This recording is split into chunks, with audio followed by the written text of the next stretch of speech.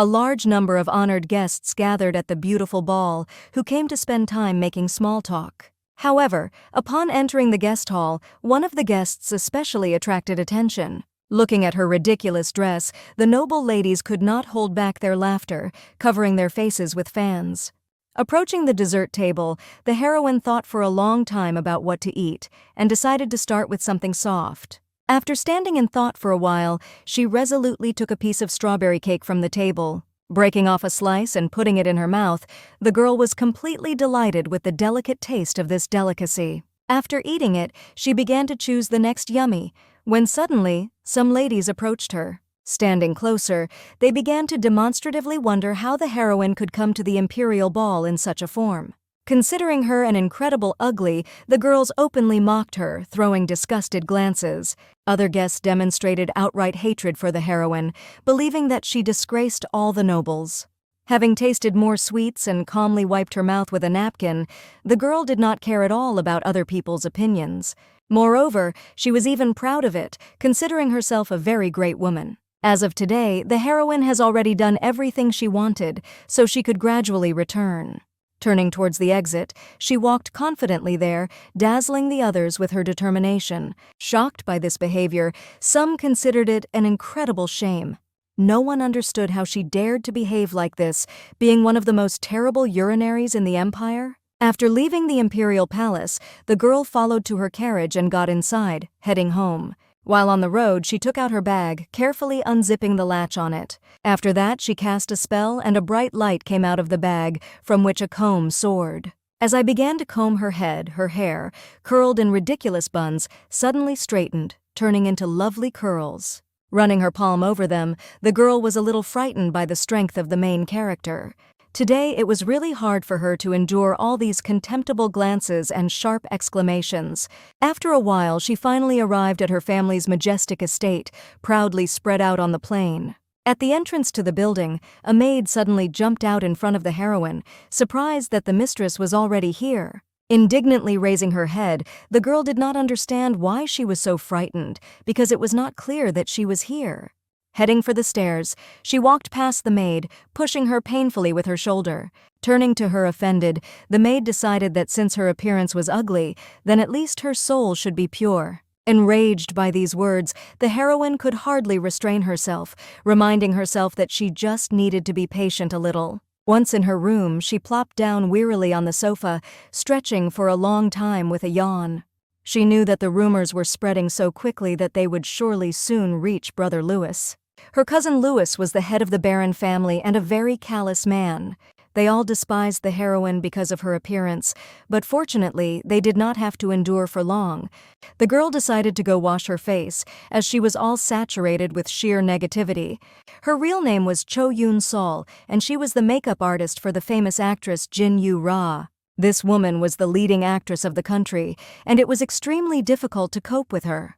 Working with popular people, it was difficult to get away from prickly phrases and unfounded gossip. Jin Yu-ra also mocked her, believing that the heroine was pretending to be good in order to attract attention to herself.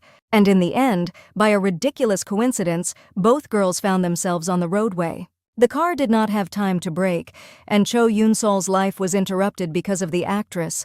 However, suddenly, after death, a young guy appeared in front of the heroine, who turned out to be the god of death of the Shinigami.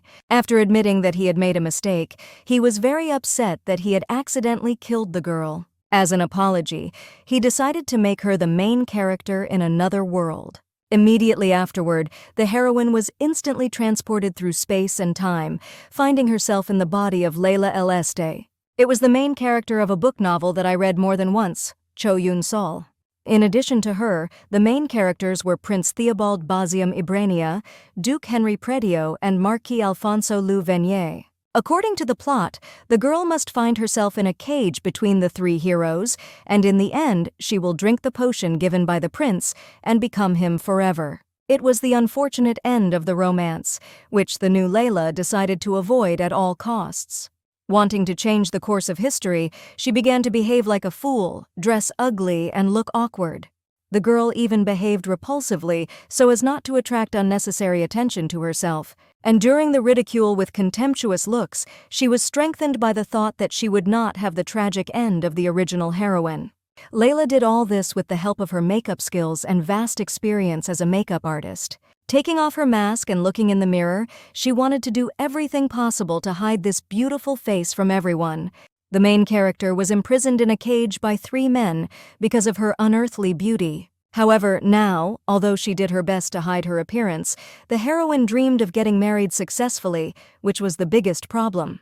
The law on compulsory marriage must be honored by everyone in the empire, and this law is valid for 2 people for a year. According to this law, 3 men caught and put Layla in a cage, so the main character did not even see life. Also, for this reason, this novel had an age limit of at least 19 years. At the very thought of this, the heroine shuddered with horror, and her whole body was covered with goosebumps. At all costs, she intended to do everything not to live the fate of the original Layla. In her previous life, she was just making money and died unexpectedly. Therefore, can't a girl at least live this life as she wants? At the same time, she understood that if it weren't for that guy, she would continue to live her life now. In any case, Layla was grateful to him for giving her a magic makeup bag. 9 years ago, she entered this world late at night, waking up in her bed. The girl was horrified when she realized what kind of novel she was in, and that she was also in the role of the main character. Not understanding why it was necessary to transport her to this world, she also came to the conclusion that now her life has become even worse. Hysterical about what had happened, she screamed in tears, blaming that guy for everything. Suddenly, the Shinigami reappeared in front of her, shocked by how loudly she was crying. Hearing that he had come to fulfill any of her wishes, Layla was very surprised. In addition, the desire must be from her world and within reason, as well as only one. The heroine was upset by one attempt and, deciding that she did not need it, the god of death was about to leave. However, turning to him again, the girl wished herself a cosmetic bag. Then, Shinigami decided to clarify if she had a small bag or something. Having found a suitable thing, the guy waved his hand, from which cosmetic accessories began to fly out in the flickering light. The bag shrunk and turned into a magic cosmetic bag, which slowly fell into the heroine's hands. After that, the god of death began to periodically come to her whenever he wanted. And now, there was very little time left before she grew up, and she just had to wait a little.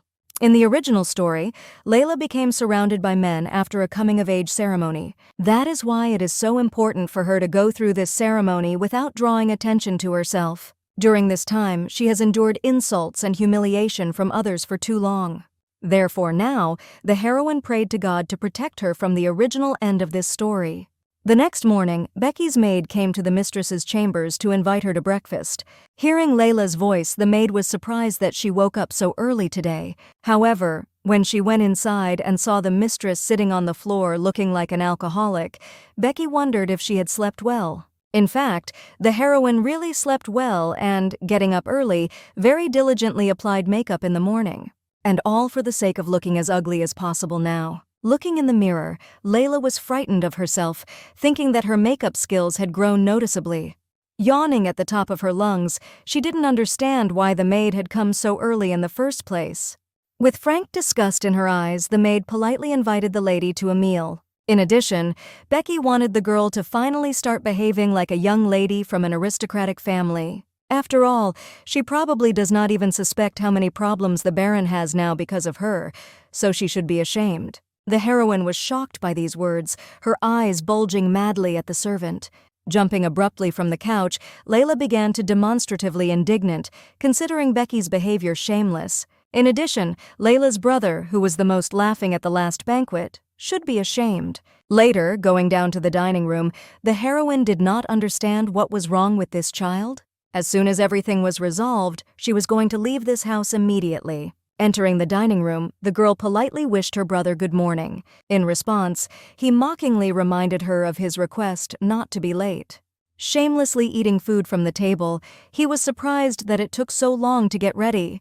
Sitting down at the table, Layla understood that he would surely talk all sorts of nonsense again. The hero wanted to know what she was thinking about when she came to yesterday's banquet in that ridiculous dress. The girl shrugged her shoulders, thinking it was quite beautiful, but her brother thought it was strange and ugly. Smiling in response, Layla decided to ask him, didn't everyone have different tastes? According to the hero, no matter what she thinks, she will not have to dress as usual for the coming-of-age ceremony. Otherwise, she risks being left alone for the rest of her life. Of course, he didn't know why the girl dressed like that, and that she really wanted to date and get married too. Realizing this, she decided to leave first, and her brother decided that she still knows how to be offended. He also decided that she was a disgrace to their family, which finally infuriated Layla. Confidently walking along the corridor, the heroine firmly decided that after the coming-of-age ceremony, everything would fall into place. After a while preparing for the coming-of-age ceremony, Layla put on a dark blue dress with pink and yellow ribbons. Seeing the beads on her shoulders, the size of large potatoes, the maids could not hold back their laughter. Looking at herself in the mirror with a smile, the girl decided that she had done her best. She planned to look repulsive, and apparently, Layla realized that she succeeded. The coming-of-age ceremony was a celebration of the imperial family, in which ladies made their first debut in high society. The original Layla, already at this ceremony, was caught by 3 men at once. In addition, she attacked Charlotte's jealousy, who from that day on began to mock the heroine in every possible way. The girl thought her future was just terrible, but at least she had a diary with her. She had never thought that a diary in cosmetics would be so useful. The whole story was written down there, and for that, a huge thank you should have been given to Shinigami.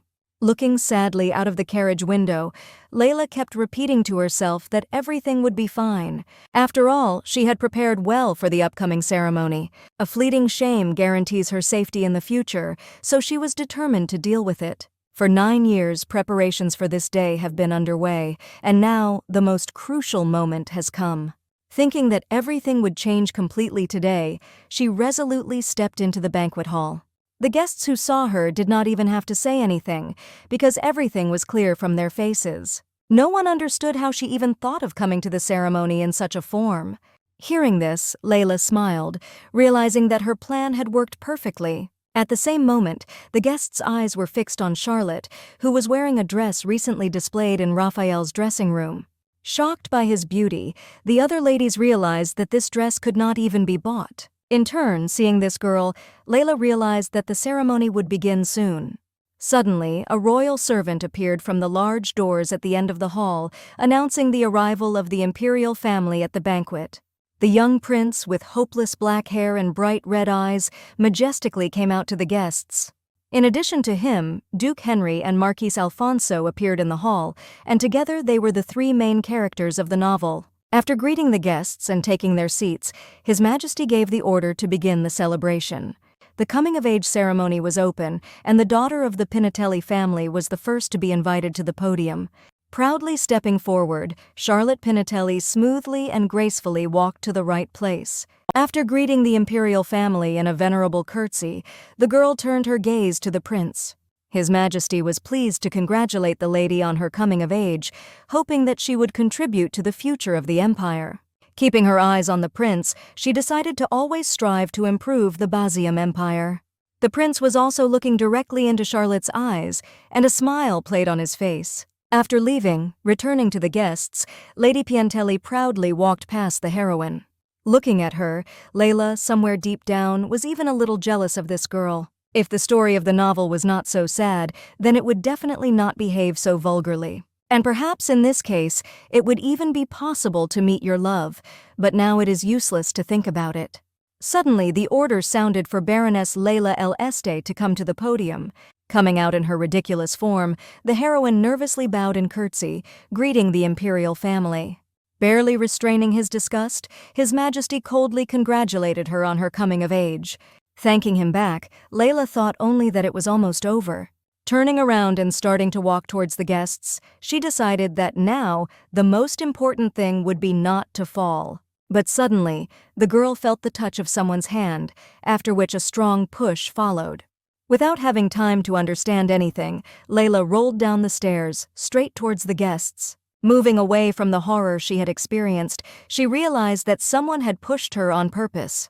However, this did not prevent the guests from openly laughing at her, believing that it was hard to be such an ugly. Unable to hold back her tears, the heroine saw that the Duke, the Marquis, and the Prince were in different parts of the hall, without even turning their heads in her direction. Realizing that she had achieved her goal and none of them were interested in her, the girl still felt some kind of depression. Hurriedly starting to leave, Layla assured herself that she had done everything right and now everything would be fine. At the same time, to her surprise, she did not feel the joy of freedom, but on the contrary, everything inside was shrinking with shame. Stepping aside, the heroine began to wipe her tears with her hand and suddenly heard someone call out to her. Turning towards the voice, she suddenly saw Charlotte, in the company of her friends. Lady Pinatelli pretended to feel bad, and one of her friends pointedly expressed concern for her. Smiling, Charlotte almost fainted from shock when she saw this in front of her. The girls were absolutely perplexed how a lady, and even an aristocrat, could look so ugly. Suddenly, Duke Henry and Marquis Alfonso appeared, who, as it turned out, were looking for Lady Pinatelli. Deciding that during the ceremony, in no case should she encounter them, Layla apologized. After that, she immediately turned around and ran away, leaving the heroes confused. Looking after her in disappointment, the Marquis had not even thought that there were such ugly ladies. Unlike him, Charlotte's gaze, directed at the fleeing girl, was filled with sincere contempt. The heroine herself did not think much at that moment, without looking back, striving for the exit, in the hope of going home.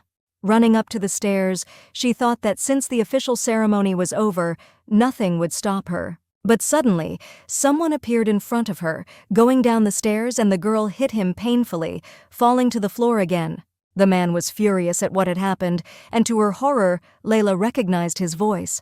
Prince Theobald stood in front of her and looked disgustingly at the heroine, deciding that everything was clearly bad with her eyesight. Staring at him with puzzled eyes, the girl was numb with shock, realizing that this was a complete failure. Pulling herself together and jumping abruptly from the floor, she immediately hurried to apologize for her clumsiness. Layla tried very hard not to be noticed by anyone, but now she had to face the main character. Deciding not to waste time, she said a respectful farewell to the heir to the throne and ran away. Theobald had heard many rumors about this woman before, and at that moment he didn't know if she was really that ugly. Not only does it not fit into the imperial family, but it even raises doubts that it belongs to the nobility. Seeing the prince's thoughtful face, Charlotte wondered what he was thinking. Smiling at him, the girl immediately began to make eyes at the heir. Deciding to discard unimportant thoughts, Theobald smiled back at Lady Pinatelli. However, thoughts about this ugly girl crept into his head again, because something was very strange.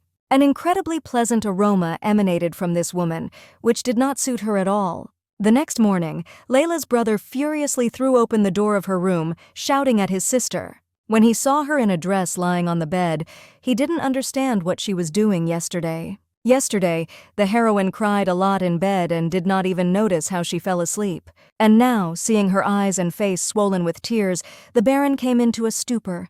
He wondered what the former head of the family and Layla's father would think if he found out about her antics. Remembering her father, the heroine, without knowing it, rejoiced that he had died. After all, from that moment she moved in with her cousin and began to live for her own pleasure. His brother had wanted to marry Becky when he married his sister, but looking at her, he doubted that it was possible. Therefore, starting tomorrow, he decided to send letters throughout the year about marriage proposals to different families. If any family accepts her, he will immediately send his sister to them, and until then, he put her under house arrest. While the Baron stood and spoke everything to Layla, Becky sat down near the door to her room, watching what was happening with a satisfied look. After the brother confronted the heroine with the fact of house arrest, he immediately left her room. Delighted, Becky could now be calm, because Layla had already learned about their relationship. Therefore, the girl hoped that now she and the lady would also have a special relationship.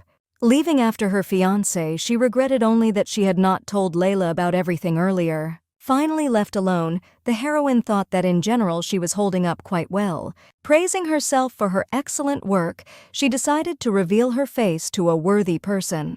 Because of her brother, her plan was a little faltered, but everything was fine, and she just needed to hold out until May, and then she could freely reveal her face. Tiredly looking out of the window, the heroine urged herself to be patient a little longer. It had been several months since she had been forbidden to leave the house. At this time, except for his brother's lectures and Becky's bullying, nothing much happened, and although Layla seemed to get what she wanted, she had a feeling as if something was missing. But it is quite possible that she was just tired and angry at the situation. Over the past 10 months, no one has accepted the offer to marry her. Suddenly, knocking on the door, a maid came in to announce that the Baron was waiting for the mistress. Looking at the woman who entered, the heroine remembered that Becky no longer worked here as a servant. She took a radically different position in this mansion, and because of this, she did not allow the opportunity to annoy Layla. A couple of times there were moments that the heroine wanted to hit her, but she had to restrain herself. Meanwhile, accompanied by a maid, Layla arrived safely at her brother's house. To her surprise, the Baron cheerfully greeted his sister, whom he turned out to be very happy to see. Not understanding the reason for such a cheerful mood of her brother, the heroine cautiously proceeded to the sofa standing opposite him. But before she could sit down, she heard the news that her offer had finally been accepted. Grinning haughtily, the Baron wondered if his sister knew the Duke of Montefeltro. He was the owner of the northern castle and a man in whom imperial blood flowed. According to the hero, Layla was very lucky, because for her it was an ideal candidate. After all, as everyone knows, the Duke of Montefeltro was expelled from society because of his appearance. Therefore, laughing merrily, the brother decided that these two would be the perfect ugly couple. The heroine was only worried that she had not heard anything about this duke, whose name was not mentioned in the original novel. The good thing was that if she married him, she wouldn't run into the three main characters of the novel anyway. The Baron decided to immediately order his sister's belongings to be packed and sent to her fiancé the next day. The girl was surprised by such a speed, but her brother did not want to delay, because if the Duke changed his mind, Layla would take responsibility for it. Tired of her antics, the Baron did not want to hear anything contrary to his decision. The next day, the suitcases were packed and the heroine, in the blink of an eye, found herself on the threshold of the Duke's mansion. In Layla's opinion, it was too much to kick her out like this, because what if this person turns out to be old and evil? Entering the mansion, the Duke of Montefeltro personally appeared before her, thanking the girl for coming. Looking at the young man with a dazzling appearance, Layla didn't understand where he was considered ugly. She immediately began to stare at him, confusing Montefeltro. He decided to clarify if she had any questions, and the girl immediately pretended that everything was fine. Due to his freckles and narrow eyes, the Duke really didn't meet the imperial standards of beauty, but he was simply incredibly handsome. The only problem was his character, and it would probably take time to get to know him. Montefeltro was a little surprised, expecting to see much more things in the heroine than it turned out to be. Layla could not find what to answer, remembering how her brother decided to mock her in this way and gave her an old, battered carriage. She looked down at the floor, sadly thinking that no one had taken care of her properly. For a while, the Duke stared at her silently, waiting to hear something. But hearing only silence, he decided that the heroine was tired from the road and they could continue their conversation tomorrow. As he was about to leave, he suddenly heard the resolute voice of a girl who wanted to talk now. She wasn't tired at all, and she wondered where exactly they would talk. Inviting the bride to follow him, the Duke ordered Vincent's butler to help her with her luggage. Carefully taking the lady's suitcase, the butler hurried to carry it to her room. Looking at Montefeltro, the heroine believed that although he behaved very politely, he was somehow distant and cold. Besides, he was a duke, and there must be a reason why he suddenly decided to marry the daughter of a simple baron. The feeling of anxiety did not leave the heroine, and she wanted to immediately make sure of everything before deciding what to do next. Sitting down with her for a cup of tea, Montefeltro immediately decided to clarify the reason for his consent to the engagement. Taken aback by the surprise, Layla became even more wary when she heard that he had two reasons for this. In the first place, the Duke wanted rumors and gossip to stop bothering him. The second reason was the intervention of the imperial family, which puzzled the heroine very much. After the death of the previous head and the hero's brother, his wife became a duchess and began to rule the duchy. Therefore, Montefeltro, in which imperial blood flows in order not to lose its status, decided not to spoil its reputation. Therefore, he needs a mistress in the mansion who will run everything here. The girl wondered what rumors were bothering the Duke, after which he suddenly shuddered. When Layla learned that since he was still unmarried, people thought he was homosexual, she was shocked. Drooping sharply after that, for Montefeltro it was far from the most pleasant topic for conversation. The Duke was not sure if the heroine was aware, but he also had a nephew. The boy is the son of his late brother and was originally supposed to take over the management of the duchy. But he is still too young, so he will be the next ruler in the duchy after the hero. Therefore, Montefeltro chose exactly the girl who is also not particularly interested in marriage. Hearing that love is not important to him at all, the heroine came into a stupor. And if she didn't cross the line, he intended to rewrite all his property to the girl. Thus, having laid out all his conditions, he also wanted to hear the heroine's conditions. After analyzing his words, Layla decided that she would have only one condition. After the conversation, butler Vincent escorted the lady to her new bedroom, wishing her a good evening. Layla was stunned by the size of the room and its incredible luxury. Of course, she had assumed in advance that it would be a different level, but the reality exceeded expectations. Remembering her condition, she thought that it would be nice to live in such a house for at least a year. She wanted them to fake her death a year later, after the official marriage.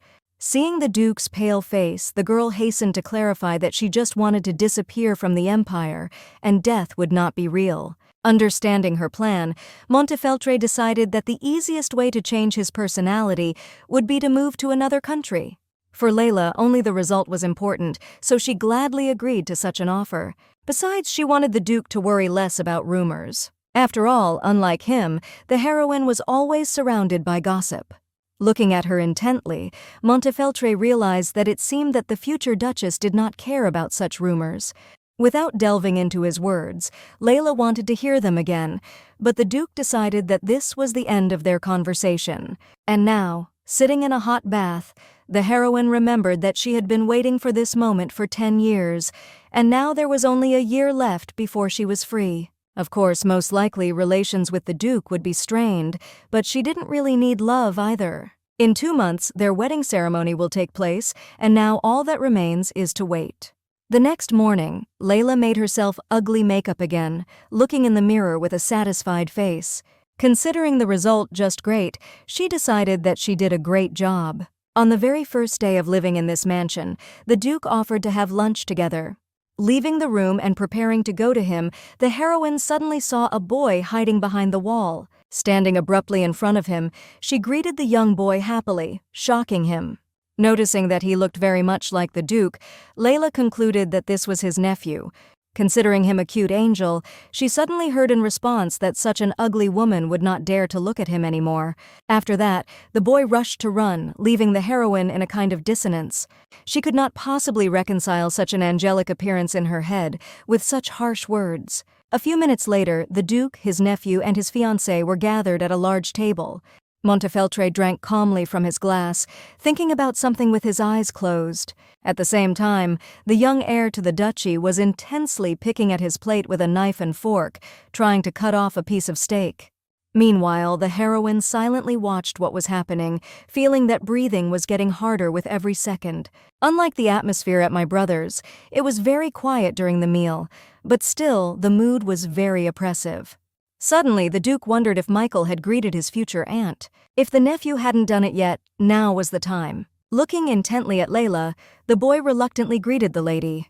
The heroine also hurried to say hello, but he immediately turned his head away. Remembering their last meeting, the girl thought that perhaps Michael no longer wanted to communicate with the ugly. However, it was not the first time that children did not perceive her as a person. Suddenly, Michael dropped the knife from his hand and it fell to the floor, making a distinctive ringing. One of the maids immediately hurried to give him another knife to replace the one that had fallen. Seeing how he blushed, the heroine considered him too vulnerable, which, however, is not surprising for a child. But suddenly, the new knife also fell safely from his hand, confusing Layla. The heir blushed even more, looking down at the knife lying on the floor. Then, the maid brought him not only a new knife but also a fork, just in case. The heroine did not understand what exactly had happened, but she had a strong feeling that something was clearly wrong. The maid looked with obvious disdain at the cross-handed master, who was not even able to hold a knife. After handing him the new instruments, he did not even have time to take them properly, when suddenly they fell to the floor again. The other servants immediately began to whisper, staring intently at the young heir. The heroine, in turn, realized that now there is too much pressure on the child. Calling Vincent to her, Layla decided to ask him something. Hearing her words, the butler, beaming with joy, immediately hurried to prepare everything. First of all, he approached the maid who served Michael and sent her to the kitchen. After that, he took the plate from Michael and placed it on the table in front of the heroine.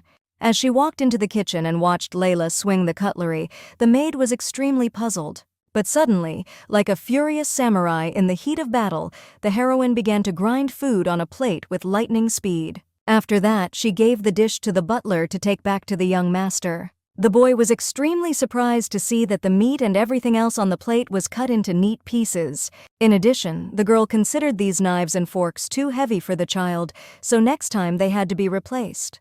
Michael hurried to finally enjoy his food, and Layla could tell from his face that he liked it very much. The heroine knew these piercing glances better than anyone because she herself went through them, so she understood him. However, she is already an adult, and how hard is it for an ordinary child? Watching what was happening, the Duke did not take his eyes off the bride for several seconds. After that, he suddenly turned abruptly to the side, looking down. After finishing his meal, he hurried to leave to unwind a little and collect his thoughts in a heap.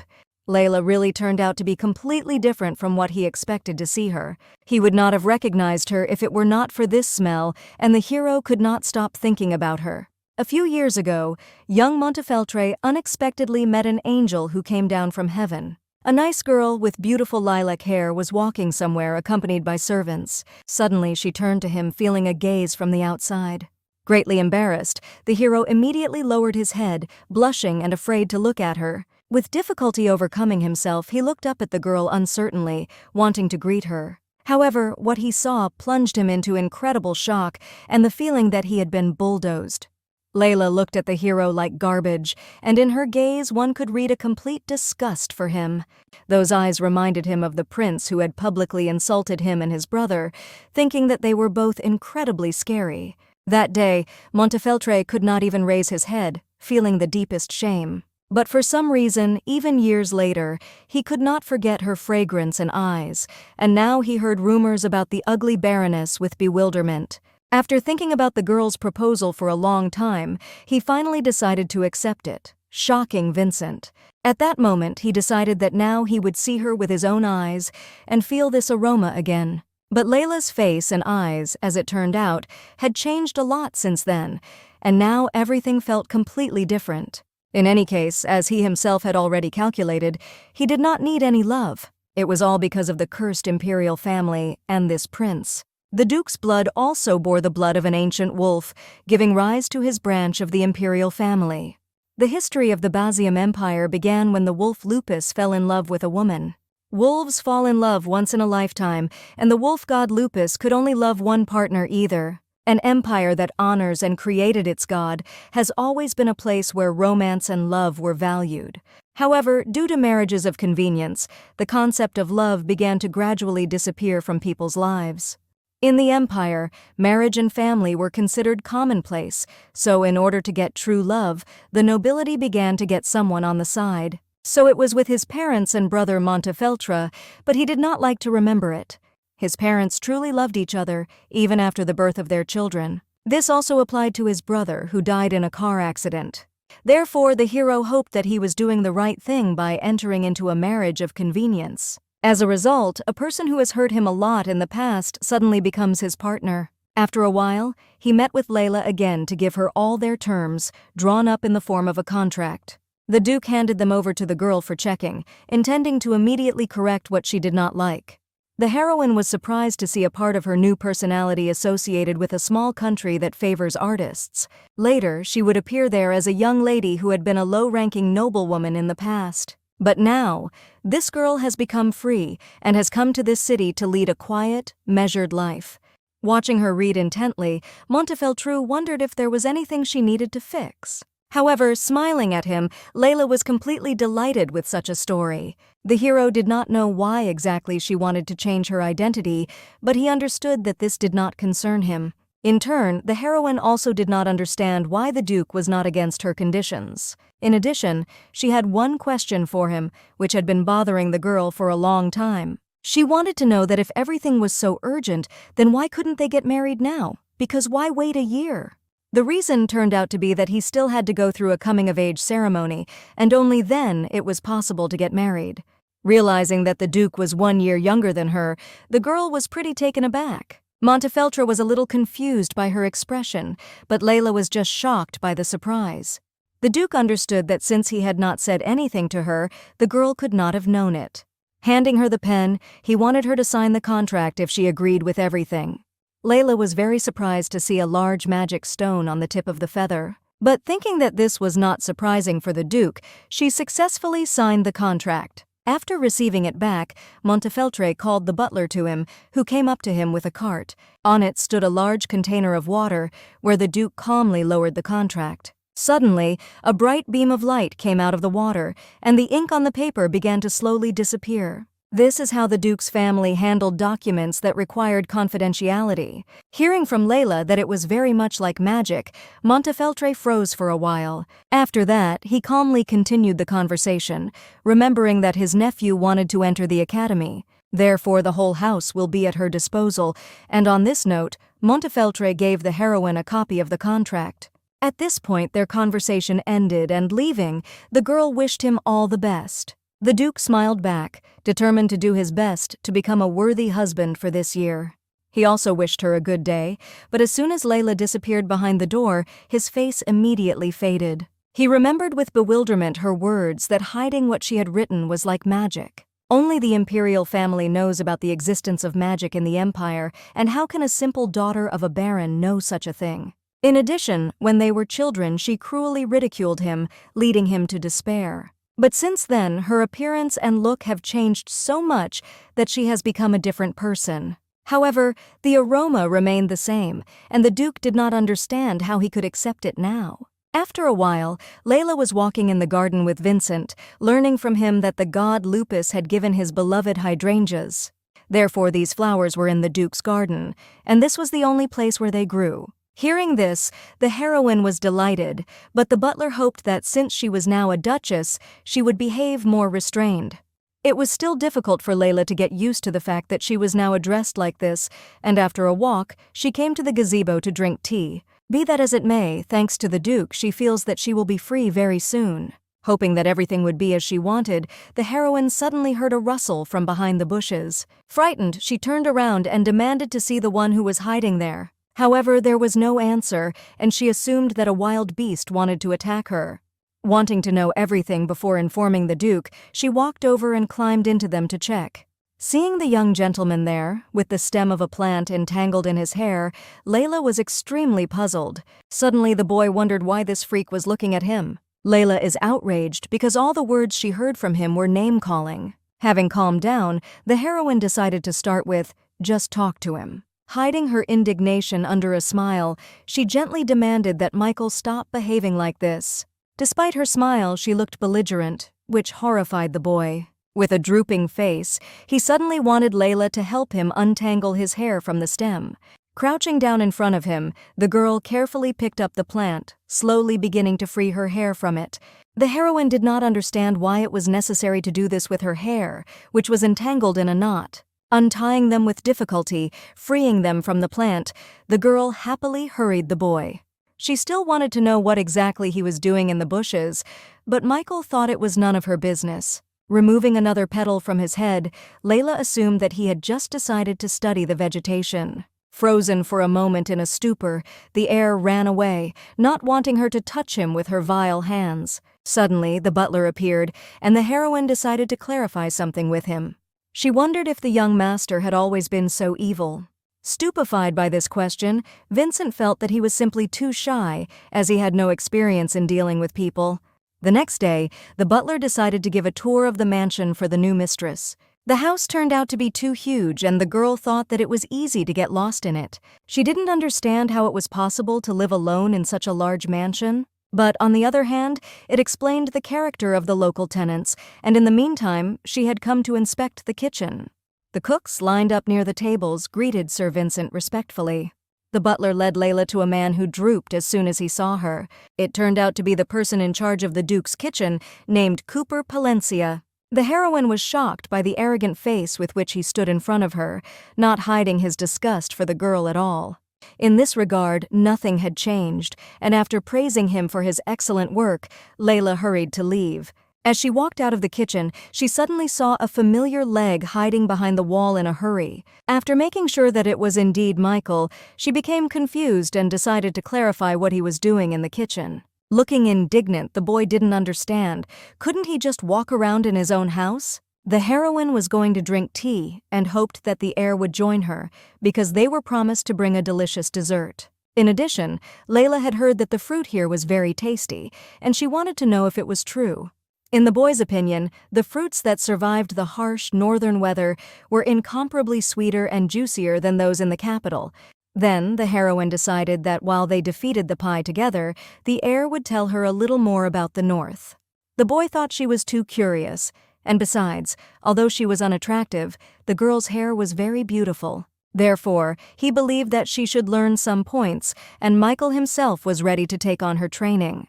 Thinking that he was very nice and innocent, they went to a tea party where the boy decided that her clothes were extremely scary. In addition, he understood that if ugly people get married, then they will have an ugly child. It seemed strange to Layla that he tirelessly continued to talk about ugly people, and she didn't know for sure whether it was worth trying to change his mind now. The girl firmly believed that the statement not to marry an ugly person was very stupid. This is wrong, and in her eyes, for example, the Duke of Montefeltro was a rather handsome man. But Michael remembered his mother's words that his dad and uncle were ugly, so he was also scary if he looked like his father. Horrified by such words, the heroine ran up to him with lightning speed, not believing her ears. He wondered how a mother could say such a thing to her own son, who was also beautiful as an angel. It means that after the death of her husband, she left the mansion, leaving her son, which made the girl very angry. Deciding that now would be best to eat in silence, Layla suddenly saw that Michael's plate was instantly empty. Denying that he was very hungry, the boy decided that he simply did not have lunch. Hearing this, the heroine came to the conclusion that he urgently needed to eat normally. Wanting to take care of him at least now, she immediately wiped his mouth with a towel. Blushing heavily, the heir jumped up from his seat as if scalded with boiling water. He screamed, deciding that Layla would never marry his uncle because he himself was against it. After that, he hurriedly left the dining room, leaving the girl in complete bewilderment. On the other hand, she understood that his uncle was not particularly eager to start a family either. Suddenly, out of nowhere, a maid appeared, deciding to clarify whether the mistress had finished the meal. In addition, the girl was wondering if she was going to take care of her body, since she had such a face. In addition, according to her, the heroine should no longer offer the young master sweets. As it turned out, the fact was that the boy had some rules that could not be broken. And just now, the Duchess herself helped him break one of these rules. After a while, Layla sat quietly in her room and dried her hair with a hairdryer. She carefully looked at her true self in the mirror, thinking about what had recently happened. Then she decided to ask the maid what rules she was talking about. Pointedly raising her eyebrows, the maid was surprised that the mistress still did not understand anything.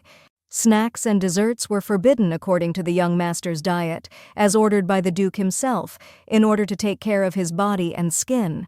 Layla was horrified by this ridiculous rule, because what do they hope for? Forbidding a child everything. Hearing in response that the young master was simply not so handsome, the heroine fell into a stupor. According to the maid, if he takes good care of his appearance now, it will increase his chances of finding a partner in the future. In addition, the maid was sincerely sorry for the mistress who had not taken care of herself from the very beginning. After all, ugly people can only be together with the same freaks. Enraged by such impudence, the girl did not intend to tolerate it. After all, how dare this maid openly declare such a thing to the face of her Duchess? And if Vincent hadn't intervened at that moment, Layla didn't know what she would have done to her. She believed that ignoring her was commonplace because it had happened countless times. But Michael was still a child, and you couldn't tell him anything about his appearance. They are already starving him, trying to make him slim, while the diet while growing up was a real nightmare. Unable to calm down, the heroine decided to talk about it with the Duke.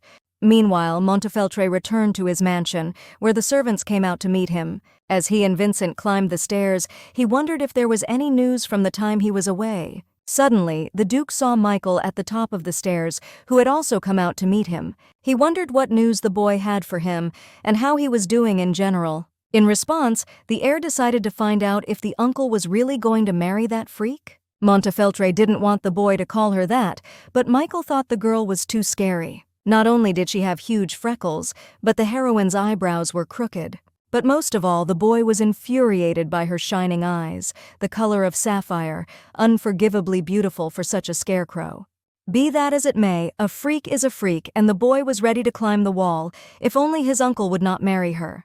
Sighing calmly, the Duke decided that in that case they were freaks too, which confused Michael. After a little quietness, the heir decided that he and his uncle were not as ugly as her. Montefeltro knew that the young man wouldn't go that far just to tell him that. But that was not all, and the boy wanted to know why ugly people could enter his private room. Recently, after dinner, hoping that she wasn't mad at him, Michael went to his room. But suddenly, he heard the cry of the maid, who believed that the young master's room was not a passage yard at all. In response, Layla wondered if the Duke had a rule that allowed him to yell at his masters. The boy believed that since this was his room, then only his rules should be there, and not anyone else's.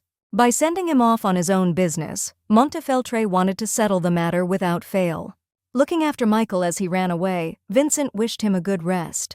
Left alone, the Duke wanted to hear from him about what had happened. As it turned out, there were misunderstandings between the Duchess and the maid, and in general, all the workers ignored Layla.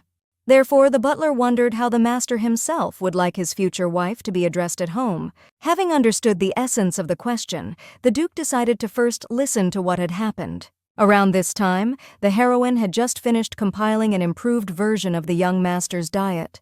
In it, Michael was allowed to eat at least one dessert a day after lunch. It would have been better to write it in their contract, but now it was no longer possible. Stretching tiredly, the girl did not understand why everything was like this. In addition, looking in the mirror, she was no longer accustomed to seeing herself in the natural image of angelic beauty.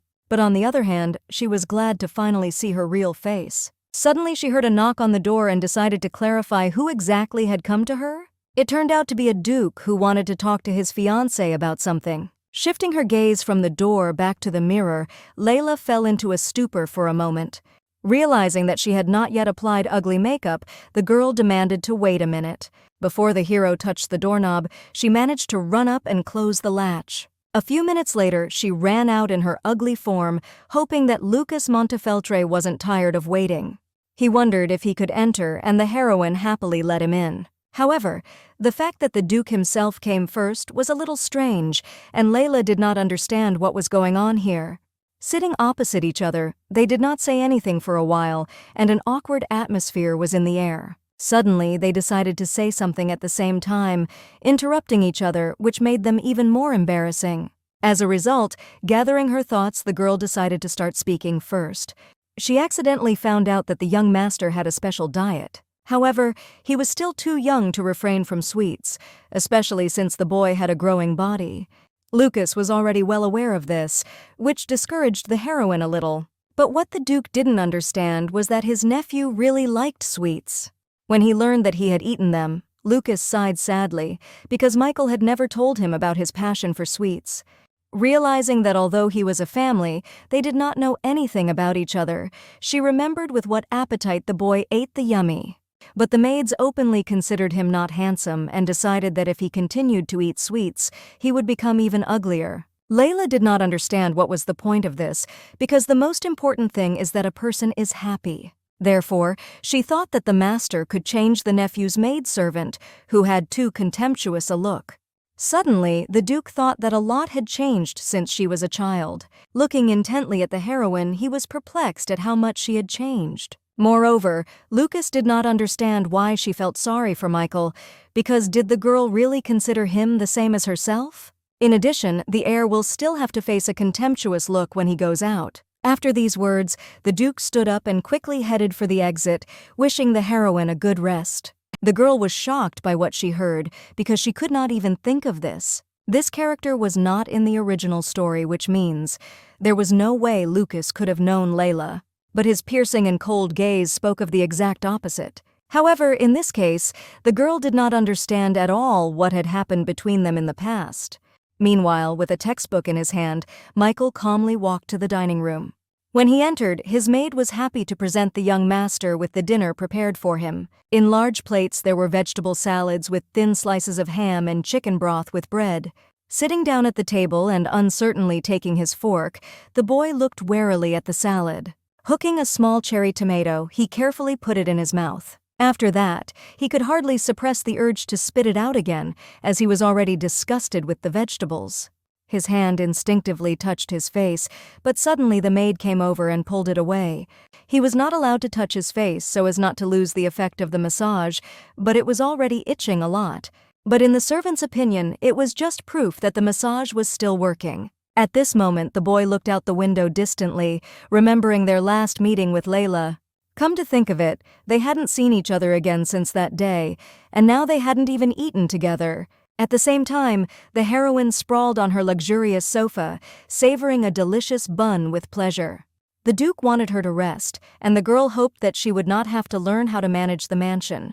Taking another bun, she decided that she had already worked so hard in her room. First of all, she hung large curtains right in front of the entrance to the room. Now, if an unexpected guest suddenly comes to her, it will be more convenient to talk to him behind the curtain. Looking at her diary and makeup bag, she remembered writing her first review after reading the novel. In the diary, after the death of the Duke, the heroine persistently searched for his name, but to no avail. Obviously, Lucas had seen Layla before, so he accepted her marriage proposal. Sighing heavily, she wondered what kind of heroine she was like in her distant childhood. But not knowing anything and remembering nothing, she spread her arms to her sides, almost hitting Michael.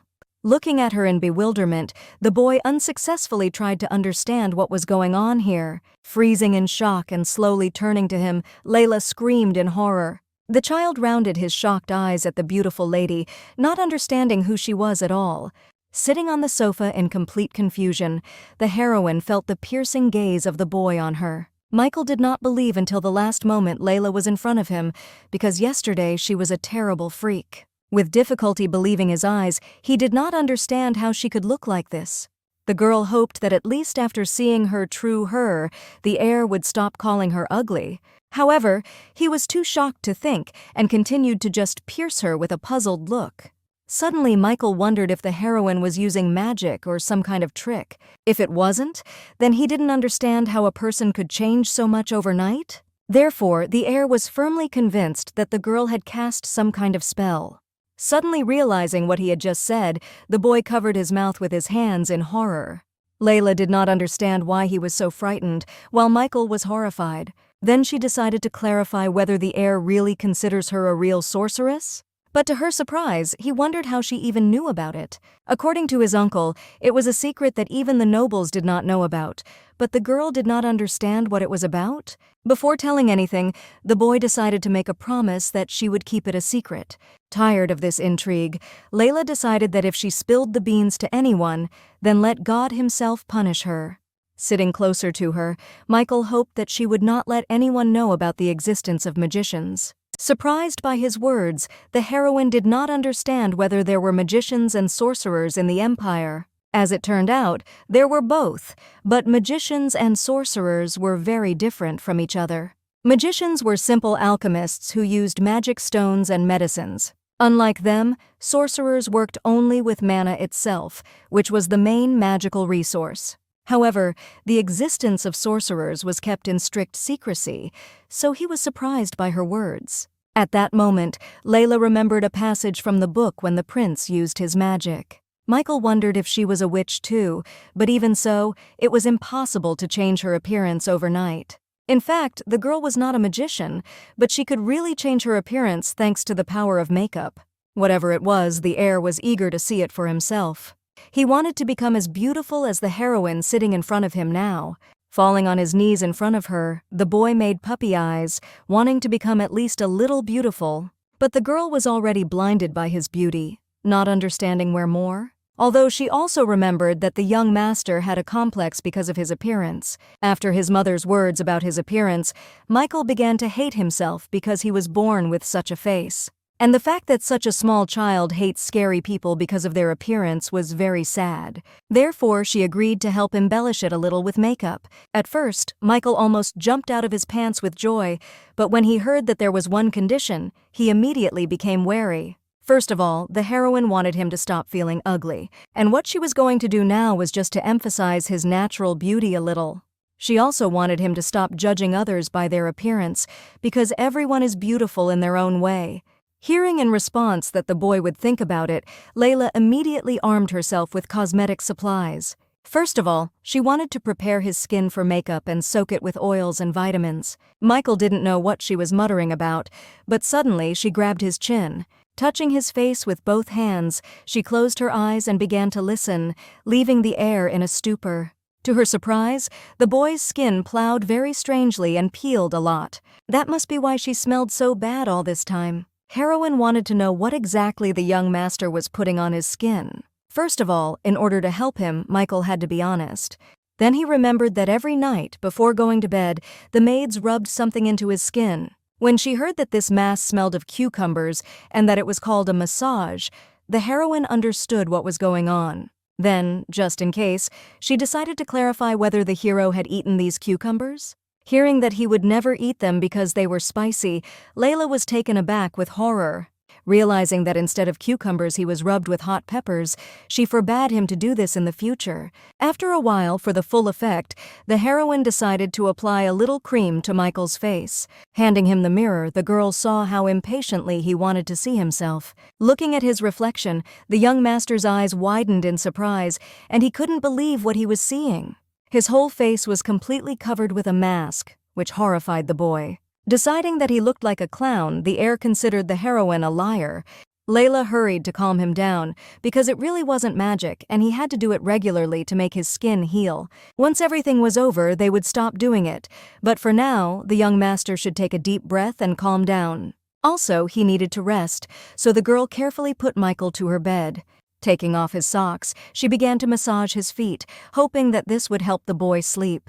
Looking at her, Michael remembered the condition that he should no longer consider himself ugly. Suddenly, his eyes began to slowly close, which puzzled the heroine a little. A few seconds later, the boy was already sniffing in his sleep, and the girl was surprised that he fell asleep so quickly. Looking at him, she didn't understand how anyone could seriously believe that there is no such thing as a sleeping angel.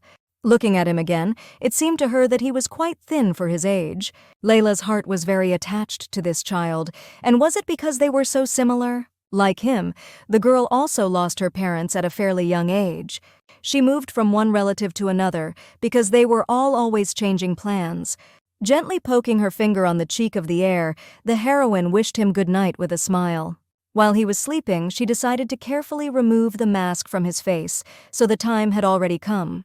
To make his vacation even more productive, she also hurried to close all the curtains. Now that he woke up, his skin would be much better than before. Realizing that she had not worked like this for a long time and was all exhausted, the heroine carefully climbed onto the edge of the bed. Turning her back on Michael, who was lying proudly in the middle, she thought that there was a new owner at this bed. But she couldn't help but turn to him and looked at the sleeping heir with emotion, hoping that he was feeling good now. Meanwhile, it was already late at night outside, and the Duke returned to his mansion. Vincent came out to meet him, greeting his master respectfully. From his face, Lucas immediately realized that something had happened and decided to clarify it. Learning that the young master had decided to sleep in the young Duchess's room that day, the Duke was confused. Moreover, according to the butler, he came to visit her in the morning and spent the whole day there. Vincent didn't see anyone leave the room and didn't hear any sounds from there, so they must have fallen asleep together. It all looked extremely suspicious, and Lucas looked thoughtfully at the sky, trying to collect his thoughts. Turning back to the butler, he decided that he could not wake sleeping people anyway. However, instead, the hero had a slightly different request for Vincent. He wanted the butler to let him know when the Duchess woke up. First of all, Lucas wanted to find out what those two were up to all day. In the morning, Layla's sleep was disturbed by a strange feeling of heaviness, as if she was under pressure. When she opened her eyes, she suddenly saw that the boy's leg was lying right on top of her, which shocked her. Sitting down and yawning savorily, she wondered how long she had been sleeping. Seeing that it was already morning outside, the heroine was finally confused. After a while, the boy also woke up because of a strange rustle coming from the side. Seeing how he languidly rubbed his eyes, the heroine was very glad to wake him up. Turning to her, Michael froze in place, feeling goosebumps quickly run through his body. The girl's face suddenly changed again, becoming repulsively terrifying.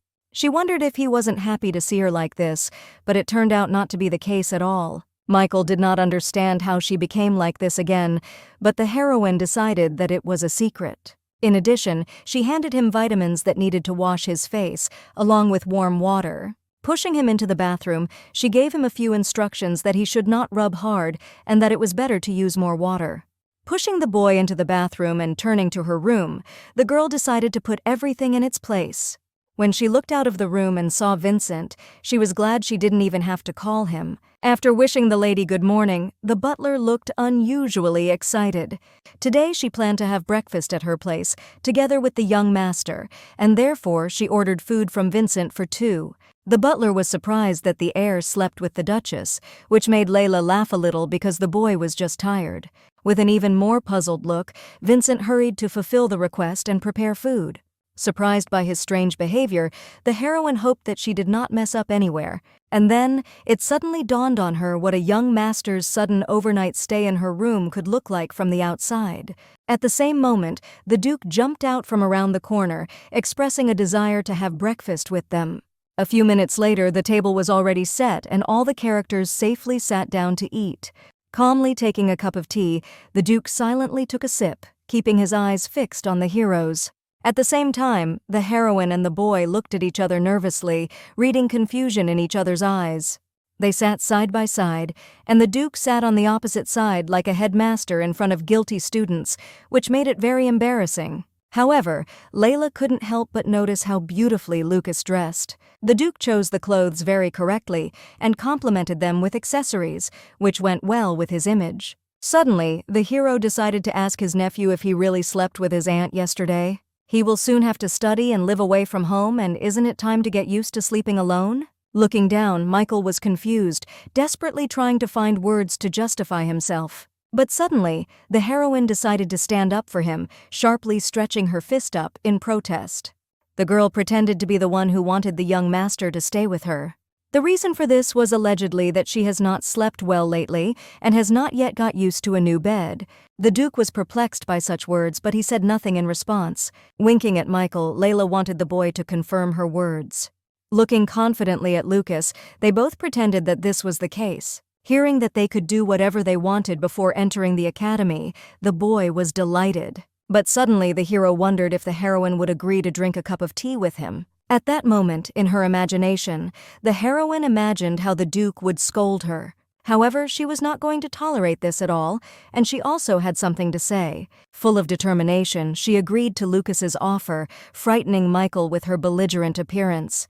But after a while, when she and the Duke were alone, the girl felt very uncomfortable. Perhaps this is because their last conversation was not pleasant, and at that time, the hero was interested in what she still considers him a freak. And now, hearing how he began to address her, Layla was all tense. But as it turned out, the Duke just wanted to warn her that a seamstress would soon come to her. According to Lucas, the heroine will need a suitable dress for the coming-of-age ceremony. Having understood what was going on, Layla was very grateful to him for his care and attention. In addition, she was glad that when this ceremony was over, she would finally achieve her goal. Also, the hero suddenly remembered that the other day he was too talkative with the heroine. She would soon become a duchess, so Lucas wanted her not to be ashamed of her title. He expected to see any reaction, but not a shy smile on Layla's face. For the umpteenth time in a personal conversation with her one-on-one, the Getzog fell into confusion. This sincere and pure smile, as well as its incomparable aroma, could not be fake. The heroine thanked him again, and as it turned out, the conversation was over, and if she had nothing more to say, she could go. Left alone, Lucas couldn't believe what was happening, thinking that he was starting to go crazy. Presently there was another knock at his door, and the Duke invited his guest to come in. It turned out to be his assistant, who had come to him with a report a little earlier than he should have. First of all, he unfolded a graph in front of the master, depicting those who took care of the heir. On top was his mother, the Duchess, under whom her maids were located, and on the side was the boy's nanny. For some unknown reason, Nanny Maria retired very early. There are 2 maids given by the Duchess, Rosa and Chelsea, who helped the young master in everything. From that moment on, the boy's mother began to carefully monitor his skin and diet. Among all the servants, these 2 maids were acting entirely according to the Duchess's instructions. Like rats, they were literally the hands and eyes of a woman, absolutely subordinate to her. That was why these maids now hated the new Duchess so much. The assistant thought that perhaps the Duke would decide to fire them, but Lucas understood that Michael's new maids would be the same. Immediately he remembered the joyful face of the boy with whom he had looked fascinated at the heroine at breakfast. Chuckling, the Duke decided that it would be best to leave the matter to his wife.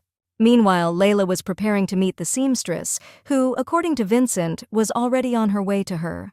The heroine remembered that even in the Baron's house, she managed to choose an image for herself, so she did not worry that she would spoil the dress. Upon entering her, Madame Doreen Fischia greeted the young Duchess, boasting that she had the largest dressing room in the world.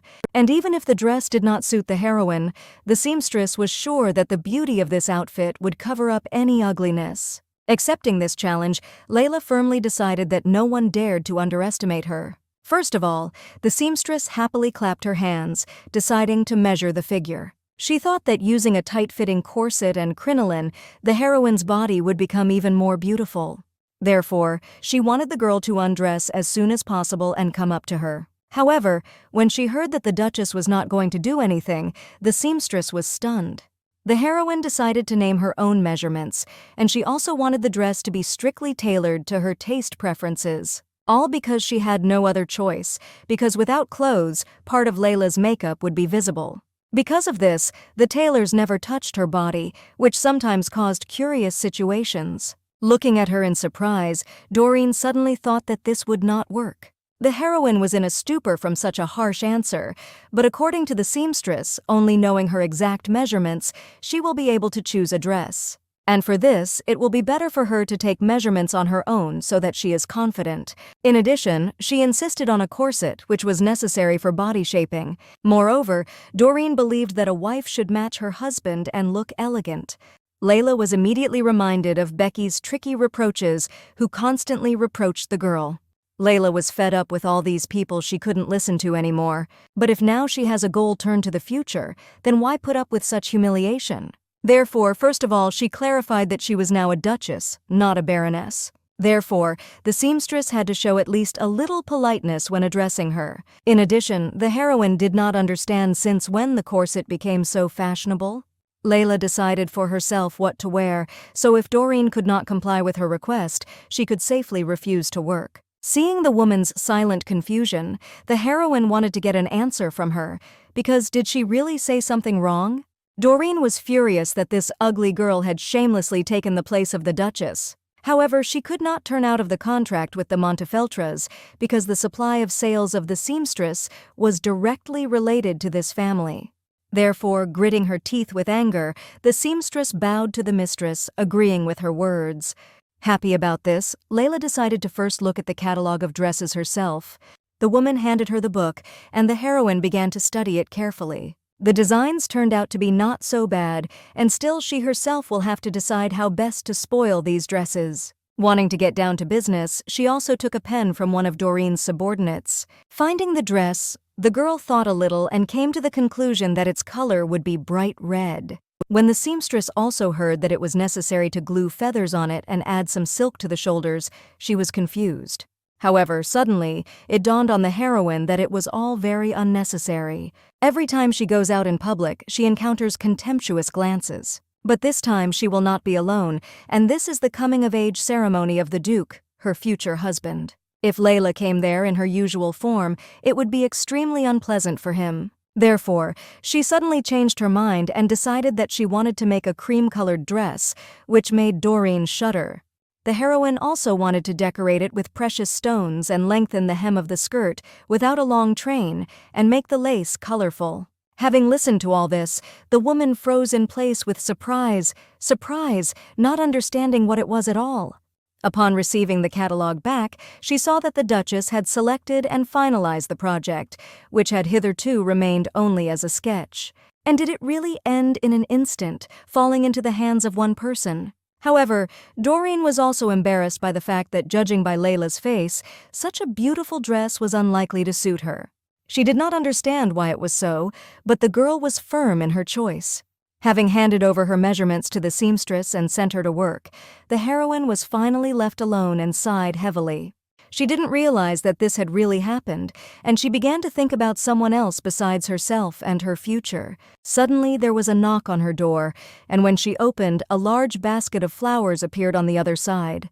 Seeing Michael behind the huge basket, who dragged it with both hands, Layla was taken aback with surprise. Blushing greatly with embarrassment, the boy decided that these flowers would soon wither anyway, and it would be better to give them away than throw them away. Seeing the mysterious smile on the girl's face, he wondered if she really thought that he gave her flowers because she was beautiful. The heroine continued to look at him with a smile, which made the heir blush even more. Pretending to believe him, the girl happily took the basket from his hands. After thanking Michael from the bottom of her heart, she found these flowers extraordinarily beautiful. For a while, the boy stared at her silently, unable to take his eyes off. Suddenly, he began to hesitate, trying to say something about the heroine's dress. Finally, overcoming his inner fear, he thought that the girl's dress suited her very well. Touched to the depths of her soul, Layla thanked Michael again, after which he left her. A short time later, before the ceremony began, the Duke knocked on her room, wanting to inform her that the preparations had been completed. The heroine opened the door, and seeing her, Lucas froze in amazement, right in the doorway. She met him in a beautiful dress, with a beautiful hair on her head and more refined makeup than he was used to seeing. Layla was quite surprised that the Duke had come to her so quickly. Judging by her appearance, Lucas concluded that she seemed to have already finished all the preparations. As it turned out, His Majesty had sent a letter to the Duke this morning, in which he wrote that the hero should come to see him. Meanwhile, the heroine admired the hero's magnificent costume, which was very suitable for her dress. The combination of colors created a sense of calm, and emerald earrings and a brooch added a radiant effect to the garment. As Layla assumed, his sense of style was at the highest level. Suddenly, she expressed a desire to touch the Duke's face, which made him fall into a stupor. Seeing the confusion in his eyes, the girl hastened to clarify that he misunderstood. It wasn't something Lucas could have thought of, and the heroine just wanted to try something. She invited him to sit down in a chair and just wait a little, and later he would understand everything himself. They didn't have much time left, so Layla decided to act quickly. The hero's face at that moment was stone, and the girl promised that she would not keep him waiting long. Seeing how he closed his eyes, the heroine mentally understood that the Duke must be completely perplexed now. Thinking that as a professional she had no right to disappoint him, Layla took a makeup bag in her hands. First of all, sunscreen, primer, concealer, and makeup base were used. Before starting work, she also hastily cleaned the skin on Lucas's face. After that, she applied the foundation under makeup, spreading it over her face. Taking the concealer, she carefully applied it to those places where the hero had freckles. As a result, she fixed the makeup, after which his skin tone was noticeably evened out. Not understanding anything, Lucas wanted to open his eyes, but in response he heard that he had to wait another minute.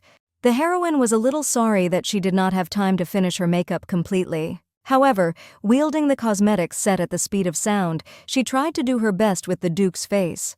Soon, the moment finally came when Lucas received permission to open his eyes. Looking at himself in the mirror, he was so shocked that he couldn't even find the words. On the other side of the mirror, a guy with a royal appearance and a shining face was looking at him. However, it was clear from his look that this caused him more bewilderment than delight. Layla knew he didn't know anything about makeup, and she was sure he didn't know he could hide freckles. If Lucas didn't like it, then she could return everything to the way it was, but the heroine just wanted to please him in honor of adulthood. But suddenly the hero agreed that such an appearance would make him happier. However, he did not understand why, having such skills, the girl did not use them on herself. Wasn't it strange that while making others beautiful, she couldn't do the same thing to herself? Layla was stunned by these words, unable to find words to justify herself. At this time, the hero also decided to clarify, weren't they in the same boat now? The heroine stood silently, not knowing what to answer, when suddenly Vincent's voice came from behind the door. They heard, "It's time to come out, otherwise the heroes may be late for the celebration." Getting up, the Duke decided to leave immediately, and Layla felt very relieved. Heading for the exit, Lucas suddenly turned around, thanking the girl from the bottom of his heart. He was sincerely grateful for her gift for his coming of age. Hoping that he felt at least a little happier, the heroine was glad to hear these words. She was also pleased to know that her makeup skills helped the hero. Layla remembered that her coming-of-age ceremony was extremely humiliating.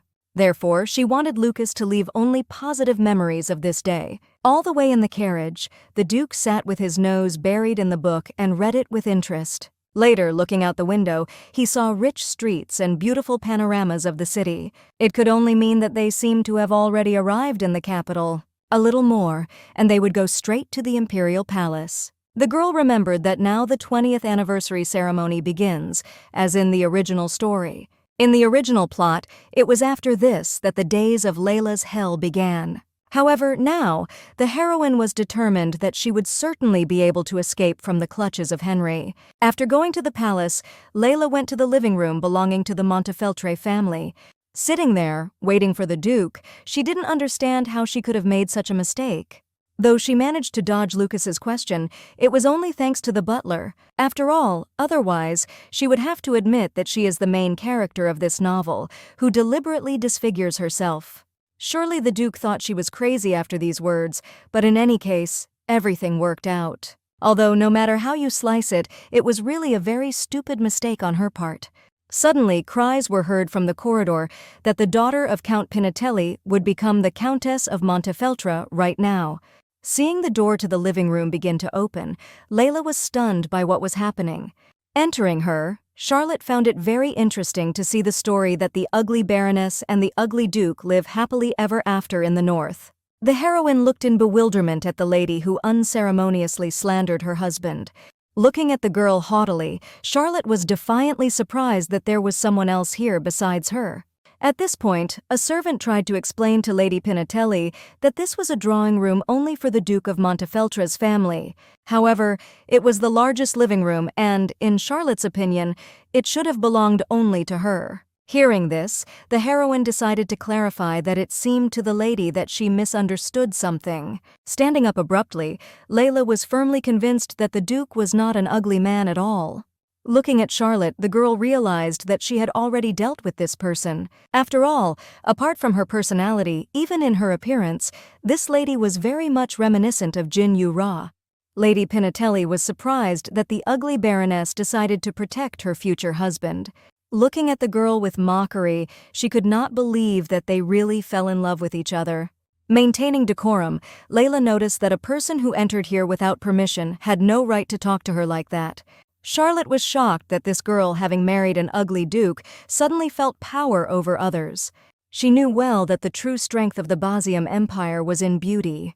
Seeing that the heroine did not answer, Lady Pinatelli thought that she had managed to shut her mouth. On the other hand, she understood that perhaps she had gone a little too far, hurting the appearance of the Duchess. It was all because of this Theobald, who, for some unknown reason, looked at Lady Monica. No matter how hard Charlotte tried to examine her, it was obvious that the girl was inferior to her in beauty. So now that everything around her was infuriating, Layla was the perfect target for Lady Pinatelli to vent her anger. However, Charlotte hadn't expected that this girl, who was also uglier than her, would dare to talk to her like that. Demonstratively stepping to the sofa, she painfully pushed the heroine in the arm. Laughing on the couch and cooling her fervor with a fan, Lady Pinatelli did not understand what Layla was doing here. But it didn't matter now, because in her opinion the girl could just take her things and leave, which puzzled the servant quite much. Charlotte also wanted a new cup of tea to be brought to her immediately, as the one from which the heroine drank could be contagious. Hearing the Duke insulted again, Layla could hardly restrain herself. Suddenly, Lady Pinatelli wondered if the heroine wanted to introduce her to her ugly, future husband. The heroine's patience ran out, and in a rage she wanted to yell at this shameless woman. But suddenly, she heard Lucas's voice, who had just entered the living room. After apologizing for the long wait, he confessed that His Majesty liked to delay with his stories. Looking at him, Charlotte's face turned pale with shock, and she couldn't figure out if this was the ugly Duke. Lucas majestically approached the ladies, and his appearance was stunning in its beauty and masculinity. Looking carefully at Lady Pinatelli, he wondered if she was an acquaintance of the Duchess. After receiving silence in response, he turned to Charlotte and decided to find out if she had already become the princess of this country. The lady shook her head timidly, and then he decided to ask if she had become the wife of Duke Henry Predio. At this moment, the hero looked so cold and strict that the mere sight of him gave me goosebumps. Upon learning that she was also not the Duke's wife, Lucas did not understand why this lady was sitting in this living room without his permission. Turning to Layla, he turned to her again, scaring the girl a little. Before their uninvited guest left, he wanted to take a short walk with her in the garden. With another contemptuous glance at Charlotte, he wanted her to leave the living room immediately. Together with Layla, they stared at her, deciding that this place was not suitable for a lady in terms of status. Now Charlotte could not find what to answer, shaking her head around in confusion. Even though the prince hadn't proposed to her yet, Lady Pinatelli didn't understand why this freak looked happier than her.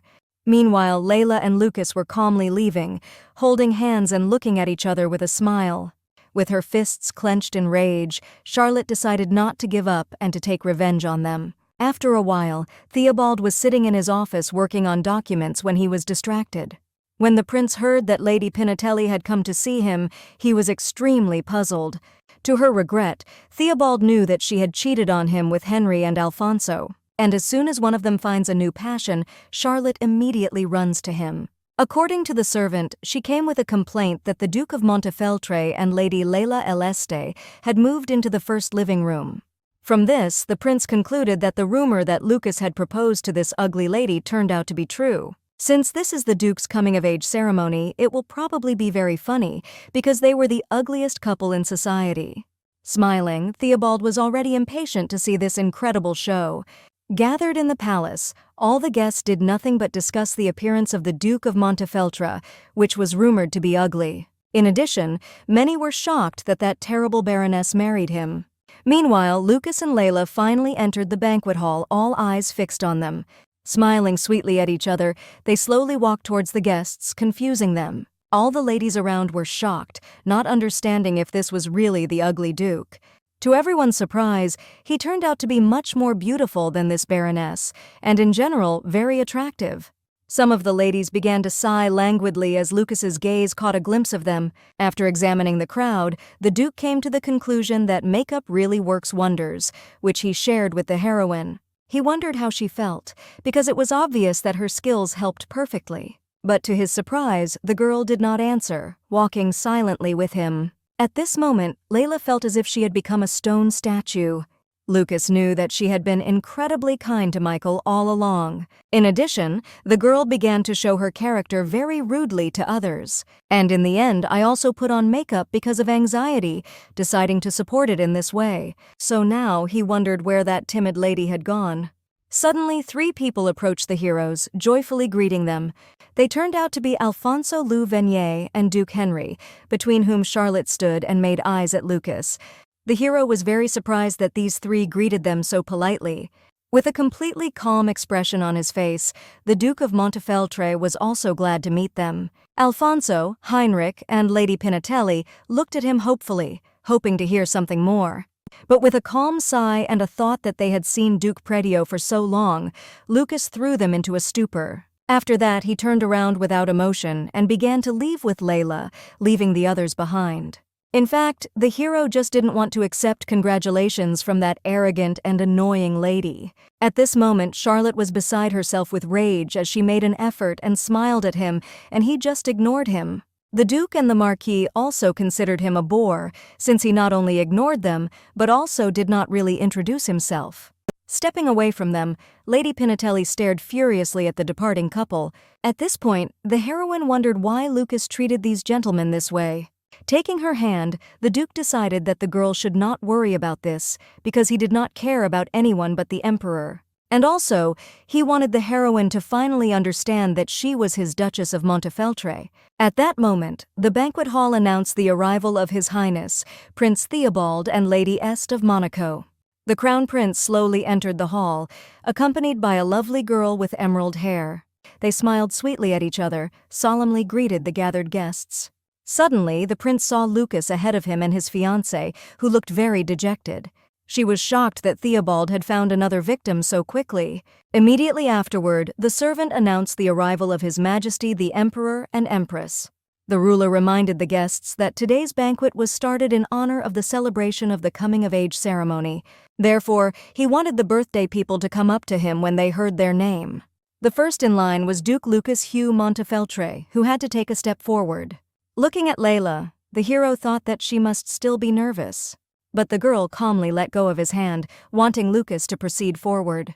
However, the Duke took her hand again, feeling a strange feeling overwhelm him. After that, he unexpectedly kissed the heroine's hands, leaving her and the others in a stupor. The girls behind them blushed sharply and covered their mouths with their hands in surprise. Proceeding forward, the Duke appeared before His Majesty the Emperor. Placing his hand on his chest, he greeted each monarch in turn. Looking at him with a cold and contemptible gaze, the Emperor congratulated Lucas through clenched teeth on his coming of age. Turning aside, he hoped that the hero would be loyal to his empire. Layla at this moment felt some kind of strange atmosphere, but she decided that it was because of her mood that it seemed so. While the next birthday boy, Duke Henry, came out to see His Majesty, Lucas safely returned to the heroine. Standing next to her, he took the girl's hand, which made her feel lighter inside. And although the hero's gaze was a little detached, Layla also saw sincere care in him. Immediately afterward, the girl looked around intently, analyzing the current state of affairs. Finding Marquis Alfonso, who was standing next to Charlotte at that moment, Layla was glad that he did not even look in her direction. Henry was on the other side, and apparently he was not interested in the heroine either, which was just wonderful. With a sigh of relief, the girl was delighted that none of them paid attention to her. Only Prince Theobald remained, and she hoped that he was not interested in her either. Looking around, she suddenly saw the crown prince standing nearby, and to the horror of the main character, his intent, hawkish gaze pierced through her. Layla was confused, not understanding what was going on. Why does he look at her like that, although maybe his gaze is directed at Lucas? Seeing the heroine's confusion, the Duke wondered what she was thinking about now. Smiling, he decided that perhaps she would like to drink something now? Taken aback by the surprise, Layla immediately agreed, feeling a dry throat. In this case, the hero immediately went to bring her juice, going to the tables. Having calmed down, she was very glad that now she was not alone here, which made her soul feel better. In the meantime, the Emperor announced the end of the ceremony, and then all those present began to rest. Deciding to go after Lucas, the heroine suddenly crashed into someone, painfully hitting her nose. Thinking it was the Duke, she thanked him for his work, but to her horror, it was Prince Theobald. In response, he remarked that even with this dress, she still looked extremely ugly. The heir to the throne was very much embarrassed by this ugly lady, who for some unknown reason appeared at this banquet. Seeing his gaze fixed on Layla, the lover of the Prince of Monaco became very nervous. While Theobald was trying to sort out his inner feelings, Charlotte stood aside and burned the heroine with a zealous look. Also, the prince didn't understand how she, with such an ugly appearance, dared to turn away from him. Seeing Layla's hands trembling, he also remembered that he had always hated insecure people. Turning pale with fear and looking away, the girl apologized to His Highness. She herself did not understand why everything was happening this way and how it all happened this way. She had lived in humiliation for 10 years, and was it really going to end like this? Suddenly, the Duke came up and hugged Layla. He was glad to meet the prince, whom he had not seen for a very long time. Looking at Theobald intently, Lucas wondered if His Highness had anything to do with his wife. At that moment, without knowing why, the prince felt a burning rage and resentment inside. However, smiling calmly, he noticed that they were not yet officially married, so it was too early to judge. Unfortunately for him, the Duke had already talked to the Emperor about it, and they would soon be married. So, there was nothing strange in starting to call the girl his wife right now. Being shocked by himself, Theobald did not understand why he was so infuriated by this. Clinging to the prince, Monaco wanted to dance the first dance with him, which caused him to fall into a stupor. But when he pulled himself together, Theobald decided to simply ignore the Duke and the girl, as all the nobles were now looking at them. Deciding that he had made his lady wait too long, the prince and Monaco retired to the dance floor. After that, they began to spin in a beautiful dance, under the admiring glances of others. Glad that he had finally fallen behind, Layla suddenly heard from Lucas that the next turn was for them. Holding out his hand to her, the Duke wanted to know if Lady Aleste would agree to dance with him. At this moment, the heroine for the first time had the thought that perhaps her place was next to Lucas. Blushing with embarrassment, she took his hand and gladly accepted the invitation to dance. She felt so alive, and it felt like her heart was about to break. Only when she dissolved in the blissful feeling of true happiness, she suddenly heard a loud crunch and felt something strange on the side. Without changing his face in any way, the Duke immediately covered the hole in her dress with his hand. Realizing that the dress had just been torn, the heroine was shocked, and tears immediately ran from her eyes. Lifting her head by the chin, Lucas wanted his fiancée to calm down. Hoping that she would hold on tightly, he suddenly and abruptly grabbed the girl in his arms. After that, he calmly carried her outside, heading towards the carriage. At this moment, the heroine was very embarrassed, which is why she was all red as a tomato. As she clung to the Duke's shoulder, she didn't understand why she was so nervous right now. The servant immediately ran out of the carriage, and seeing the lady in his arms, he was greatly puzzled. But Lucas suddenly decided that they were going home right now. Understanding nothing, the servant hurried to carry out the order and open the carriage doors. Even after getting into the carriage, the Duke still did not let Layla out of his arms. Unable to stand it, the girl herself decided to offer him to let her go, but suddenly Lucas turned to her. He decided that he should definitely contact the man who had made this dress for her. The heroine apologized, considering herself guilty of everything, but the hero wanted to immediately call the seamstress. He didn't understand how Doreen could call herself the best, with such and such skills, but Layla decided that she was just gaining weight. To her surprise, these words made Lucas laugh very much, causing her to be stunned. Laughing heartily, the Duke decided that he had a rather strange wife. Pressing her tighter, he again considered the girl strange, which finally puzzled her. As it turned out, all this time he continued to tickle her lower back, but there was no reaction. The heroine understood that this was due to the fact that she was wearing several layers of clothes. Suddenly, Lucas admitted that he had long thought that she was hiding something, and he wanted Layla to confess to him and reveal her secret. Seeing her puzzled look, he clarified that he had counted a different number of freckles on her cheeks than before. Laughing again, he wondered if she thought he was too stupid to notice such a thing. For Layla herself, these words were a real disaster, because she screwed up so much and no excuse will help here. Seeing her confusion, the Duke took pity and decided that the heroine should not be so frightened. Since it was a secret, he wasn't going to push and just wanted her to be honest with him. Later, they finally arrived at the Montefeltro mansion, and the hero helped the lady get out of the carriage. Seeing the fatigue in her eyes, he decided to offer to accompany the heroine to the room. Having just recovered from the trip, Layla sighed listlessly, deciding that she would make it on her own. Surprised that they had already arrived, she wanted to be in her bed as soon as possible. On the way here, the Duke talked non-stop about everything that came to his mind, and therefore the heroine was wondering, wouldn't it be rude if she went to herself? Besides, she didn't understand why such a decent and cultured person as Lucas always walked around with such a serious face. Layla was also perplexed by the aura that constantly hovered around the Duke. And if all this was a game, then what kind of hero was he really? Due to the many questions and lack of answers, the girl began to fall asleep and stagger, but Lucas picked her up. Despite everything, he was very caring, which surprised the heroine very much. Looking straight into his face, she now wanted to know the real one. After all, he, apparently, was the ideal man she had dreamed of all this time. Shocked by such a jackpot, Layla did not understand how such an ideal person could even exist. Lucas knocked her out of these thoughts, who wondered what the girl was thinking about so intensely. In response, she hastened to pretend that she was talking about nothing, and then the Duke decided that the heroine could call Vincent if she needed something. Suddenly, he became gloomy, thinking that while he was not here, someone had already taken care of everything. Taking Layla to her room, he wanted her to think about what to do with the seamstress now, because the culprit must be punished. At first, the girl was worried that he would want to talk about her secret again, but when she heard about the seamstress, she breathed a sigh of relief.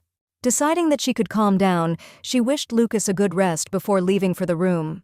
Smiling at her, the hero has never experienced such a sense of freedom next to another person.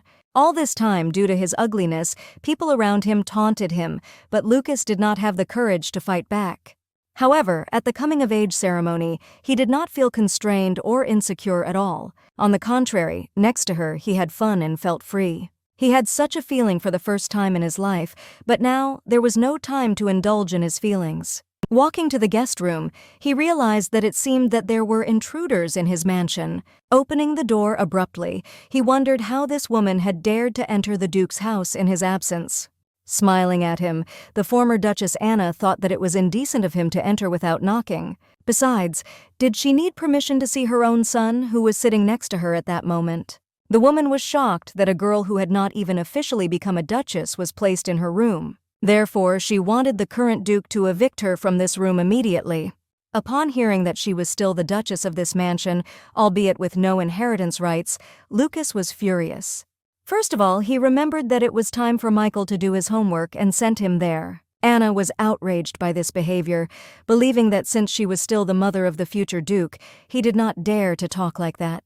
Looking at her with contempt, the hero reminded her that he was now the owner of this duchy. After that, he ordered Vincent and Owen's assistant to immediately search the servants that the woman had brought. Hearing also his order for the butler to take care of her until tomorrow, Anna was shocked by what was happening and began to be indignant. However, turning away from her, the Duke thought that it was extremely ugly to shout in someone else's house. In addition, he did not want her to call him a relative, since he himself never considered Anna a daughter-in-law. Shuddering with horror, the woman did not understand anything, because Lucas had been quiet and withdrawn before. However, now there was a completely different person in front of her, with a piercing, cold gaze. The ancient wolf Lupus was a noble and stately god, with a big heart. Even after marrying an unloved person, he never betrayed him, so he himself did not like betrayal and did not tolerate traitors. Lucas was his direct descendant, which caused many difficulties in his life. Breathing heavily and trying to control himself, he realized that this woman had come at the wrong time. The power with which Lupus's descendants were born was also their curse. Putting his hand in his pocket, he wanted to take the medicine as soon as possible. This was the breeding season, which regularly occurs in males born of the blood of a god. Hurriedly drinking the medicine, he felt how lightness slowly began to come inside him. Thanks to this medication, the hero can restrain himself, so before it's too late, you need to get rid of unnecessary problems. All this infuriated Lucas incredibly much, bringing back memories of the past.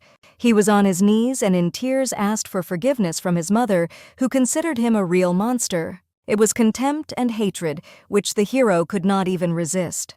With bitterness, he understood that perhaps Layla would also hate him because of this. Meanwhile, the heroine sat quietly in her room, having just finished washing off the disfiguring makeup.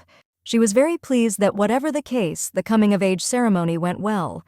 Taking off the luxurious hairpin from her hair, Layla looked at it with a smile. She wasn't even sure if this jewelry held well on her hair. Before the ceremony, Lucas sent her a box with various decorations. Moreover, according to Vincent, who handed her the box, the Duke also ordered her to wear one of the jewelry to the ceremony. Opening the box, the heroine was amazed at the beauty of the hairpin, made in the shape of a hydrangea. As it turned out, this was the case, and jewelry in the form of hydrangea can only be worn by members of the imperial family. All the items in the box had such power, and once worn by them, no one outside the country would be able to treat it carelessly. Vincent was sure that such jewelry would suit the mistress very well. Once again, looking at them, Layla realized that she was being given something like this so that she would not look too scary. At least that's what she thought at the time, but now, seeing the Duke's attitude towards her, she changed her mind. The more she stayed in the house, the more she learned about Lucas. Not understanding how to react to this now, she suddenly heard a knock on the door, jumping on the spot. Hearing that it was Connor who came instead of the butler, the heroine fell into a stupor. As she forbade him to enter, she heard the door creak open.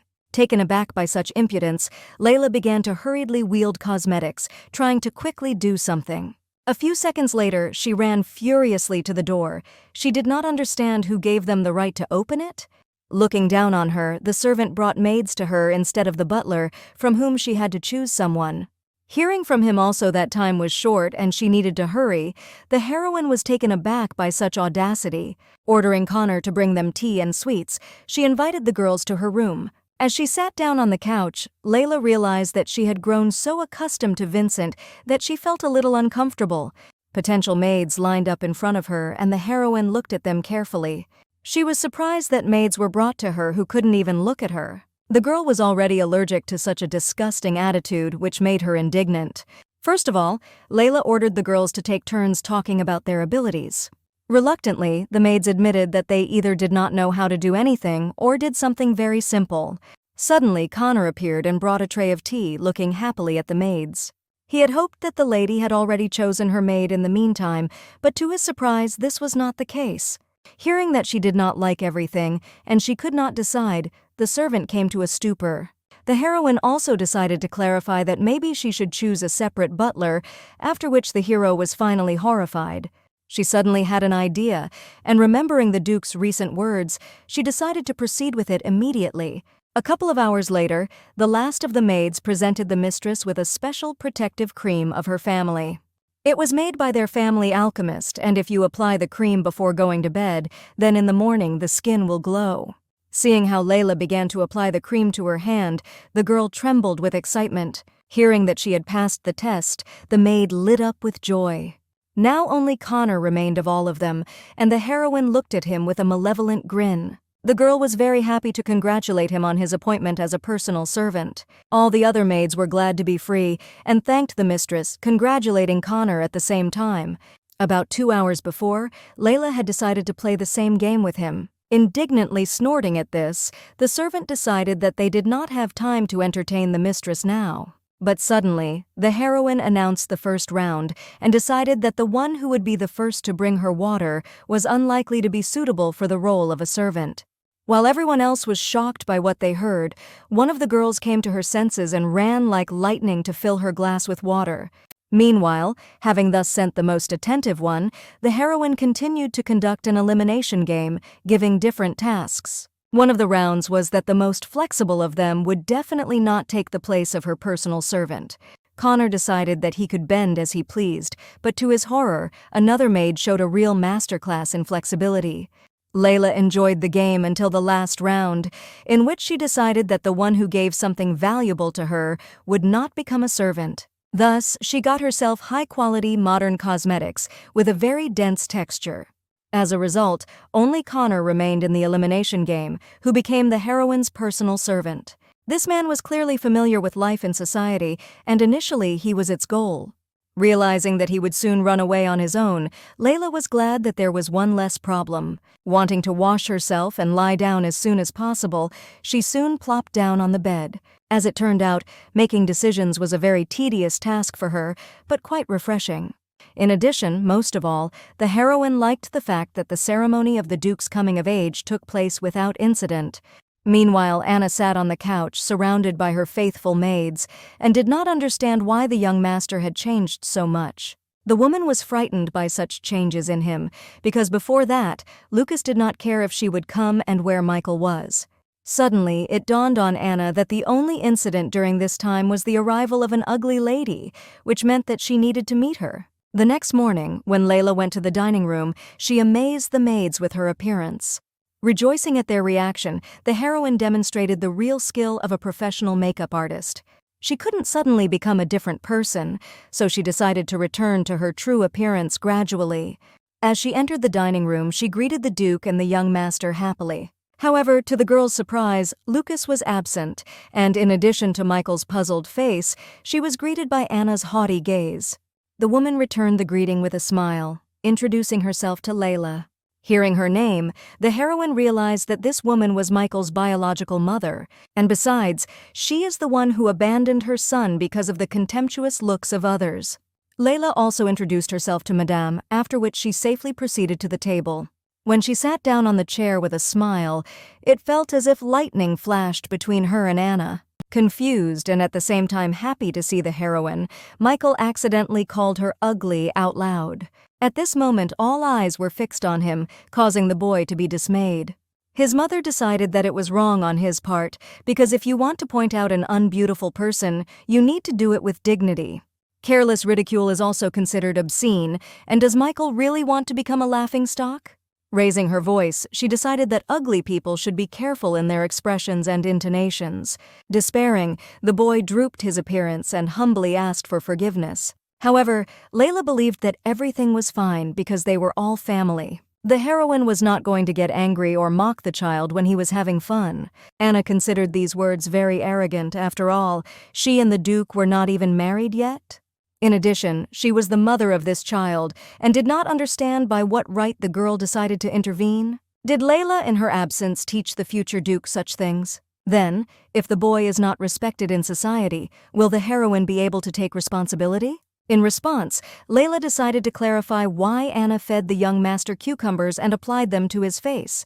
The woman looked puzzled, deciding that the girl just wanted to change the subject, being at a disadvantage. Then the heroine raised her voice, believing that the woman was extremely inattentive to the child. Before going to bed, the maids smeared his face with something that caused allergies and burning, which made it itch and itch all the time. Moreover, the boy did not even suspect that his mouth was swollen because of this, and his own mother, in turn, just watched this, doing nothing. Sharply gloomy face, the woman pretended that she did not understand what this lady was talking about. Turning to her son, she decided to ask him if everything they had just heard was true.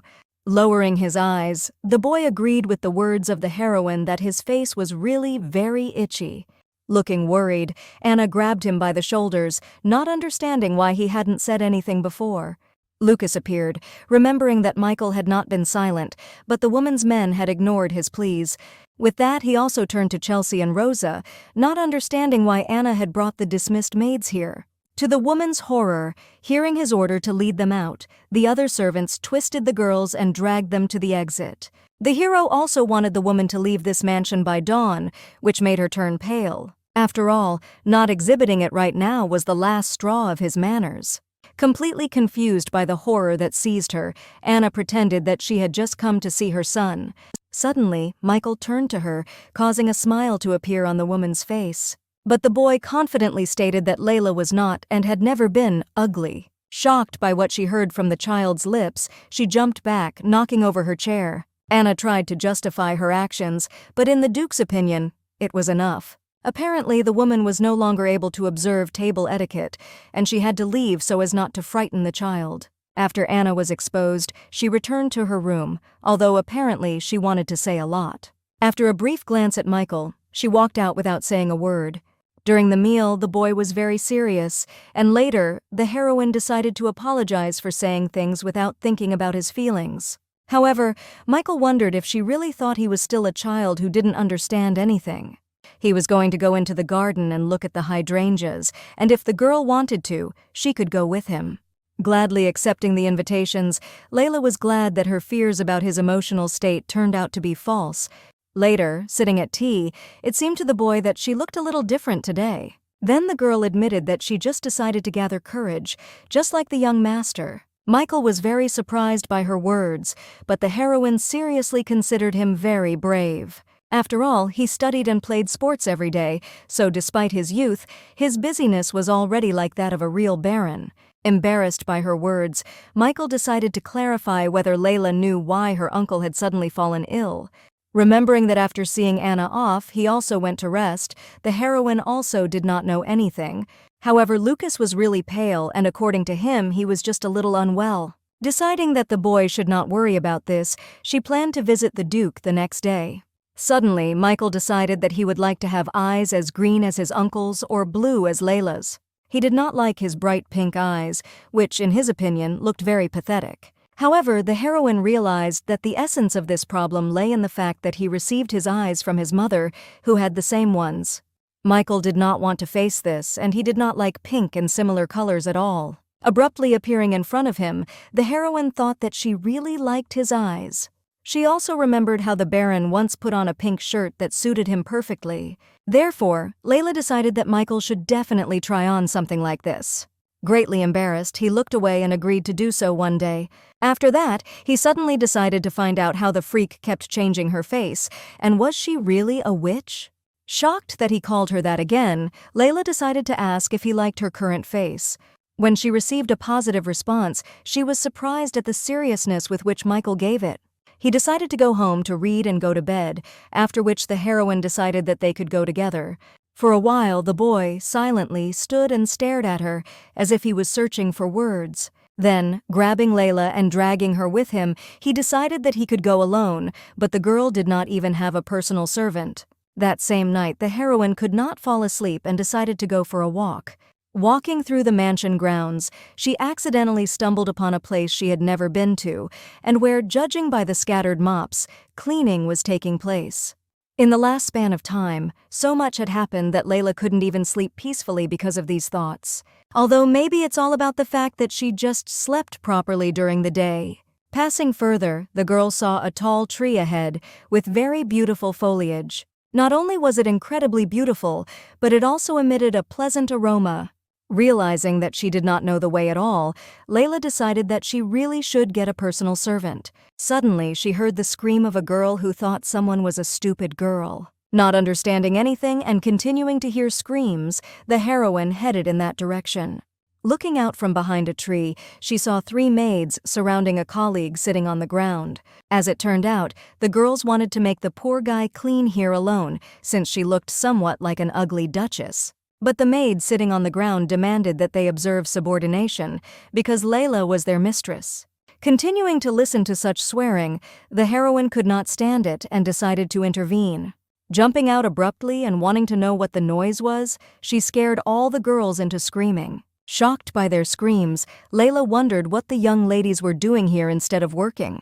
One of the maids, having made an important face, thought that the lady should not come here, because only Montefeltro could enter this place.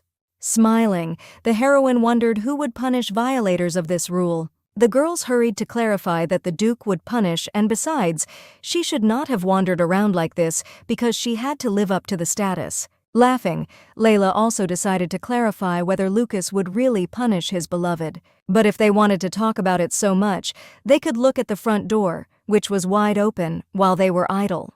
In addition, the heroine decided to punish the girls who also dared to teach her and wished to hear their names. Changing their faces, the maids immediately began to blame Jessie, who had already received a warning for negligent work. Thinking that these girls think everyone is fools, the heroine noticed that Jessie's clothes were badly battered. The maid immediately hurried to apologize to her, and as it turned out, she just fell while working. Hearing that the mistress herself would punish her, and they could leave, the maids immediately rushed to run. Looking at them in amazement, Layla was shocked that they hadn't even said goodbye. Turning towards the exit, she ordered Jessie to follow directly behind her. After a while, the maid was sitting in her room, on the sofa, and there was a cup of tea in front of her. Layla wondered why Jessie was so tense, because did she really think that the mistress would eat her? As it turned out, the girl was ready for any punishment. However, it was the first time she was on the 3rd floor, where she was usually forbidden to go. Sitting down next to her, with a first aid kit in her hands, Layla decided that this was her problem, since she had brought a maid here. Hearing also that the lady was going to administer medicine to her, the maid was confused. But a second later she whimpered from pain and burning when the heroine applied an alcohol wipe to her face. As it turned out, Layla brought Jessie to her room for 2 reasons. First of all, she wanted to heal her wounds, which surprised the maid quite much. And after that, she wanted to know if the girl would agree to become her personal servant. However, to her surprise, the maid rejected the offer, believing that she was a lower-class servant and had no right to do so. Not wanting to embarrass her even more in this case, the heroine sent the girl to rest. In addition, Layla gave her several cosmetic creams and ointments to take care of her skin. With eyes shining with joy, Jessie accepted the gifts with gratitude, promising to remember the instructions for use. Escorting her to the exit, the heroine thought that even if she was of the lower class, she would rise very soon, and then they would meet again. Closing the door behind her, Layla remembered that she had already handed out all the cosmetics, and maybe she should ask the Duke. But there was no need for this, because everything in her cosmetics was constantly updated, and it was even possible to open a business with her. Looking thoughtfully at one point, she wondered how Lucas was feeling. Until recently he was very cheerful, but now he has returned to his previous state. He felt very bad, and the heroine hoped that she would be able to help at least in some way. It seemed that they got to know each other more and gradually became closer. However, be that as it may, Layla wanted to get to know the hero even more. The next morning, the path to the Duke's office was not as easy as it might seem. Walking down the corridor and seeing Anna in front of her, the heroine was confused. As it turned out, the woman wanted to talk to her about something, but Layla did not like such conversations early in the morning. Without waiting for her consent, Anna ordered Vincent to bring them tea in the living room, which made the heroine very angry. But Madame calmly walked past her, calling the girl to follow her, which was a little puzzling. But Layla decided that if Anna was rude again, she would not sit quietly. As a result, they sat on the sofas opposite each other, sitting in a spacious living room. The woman wanted Vincent to leave them, but the butler suddenly thought it was impossible. Then Anna decided that if he was worried, he could stand outside the door or report to the master. In any case, she wasn't going to do what Vincent must have thought. Looking at her carefully, Layla turned to the butler, deciding that everything was fine and he could really stand outside the door. He immediately agreed and left, leaving the two ladies alone, hoping that everything would be fine. The woman suddenly remembered that she had been tormented all night by what Layla and Michael had told her the day before, because it was offensive. Then the heroine wondered if she really came because she was angry and wanted to pull out her hair. Anna really wanted it, but Layla knew she wouldn't. Instead, the woman came for answers to some questions, which surprised the girl a little. After that, she openly considered the heroine ugly, which finally angered her. Anna knew that a person must be very beautiful, and if this is not so, then everyone will despise him. She remembered that the Duke had originally left the child to the maids and began to look for a mistress. And the woman was interested. Was it really logical, in the girl's opinion? Layla didn't respond to this, continuing to stare at her seriously. Anna thought it was extremely strange that a child would use such obscene words. Moreover, he laughed ridiculously and behaved extremely indecently, which surprised her. However, most of all, the woman was shocked by the fact that at the same time he looked incredibly happy. When Anna heard his words about the heroine, he seemed to her a different person. Before that, Michael usually always looked at the floor and looked dejected. But yesterday, he looked into his mother's eyes for the first time, confusing her. The woman remembered his gaze all night and could not sleep because of this. Therefore, she decided to meet Layla, although she knew that she would not be happy about it. According to her words and appearance, the heroine realized that Anna is sincerely sorry because every child deserves joy in love. Hearing that Michael deserved love, the woman silently looked into her eyes for a few seconds. Finally deciding to say something, she was interrupted by the butler, who informed Mrs. Anna of the arrival of her carriage. The Duke had already prepared the carriage and servants so she could leave, and after hearing this, Layla decided to go as well. Without looking, she walked past the woman towards the door, while Anna did not take her sad eyes off her. Of course, she wasn't as rude as the girl had originally expected, but still, it wasn't easy. Lucas would surely meet Anna before leaving, and the young master was in the midst of his classes. Therefore, Layla decided to go first of all and have a good rest. Walking along the corridor, she missed these two incredibly much. Later, the Duke invited her to his office and the heroine hurried there. After greeting her, Lucas apologized for the delay, but the reason was that the conversation with Anna had dragged on. Seeing that he was wearing a green vest today, the girl admired how this color suited his eyes. She just couldn't take her eyes off this guy, who was handsome himself and had good taste. The Duke was surprised that she was looking at him again with a special look, when before she had turned away because of his ugliness. Shocked, Layla did not understand what he was talking about, because his face type was completely to her taste.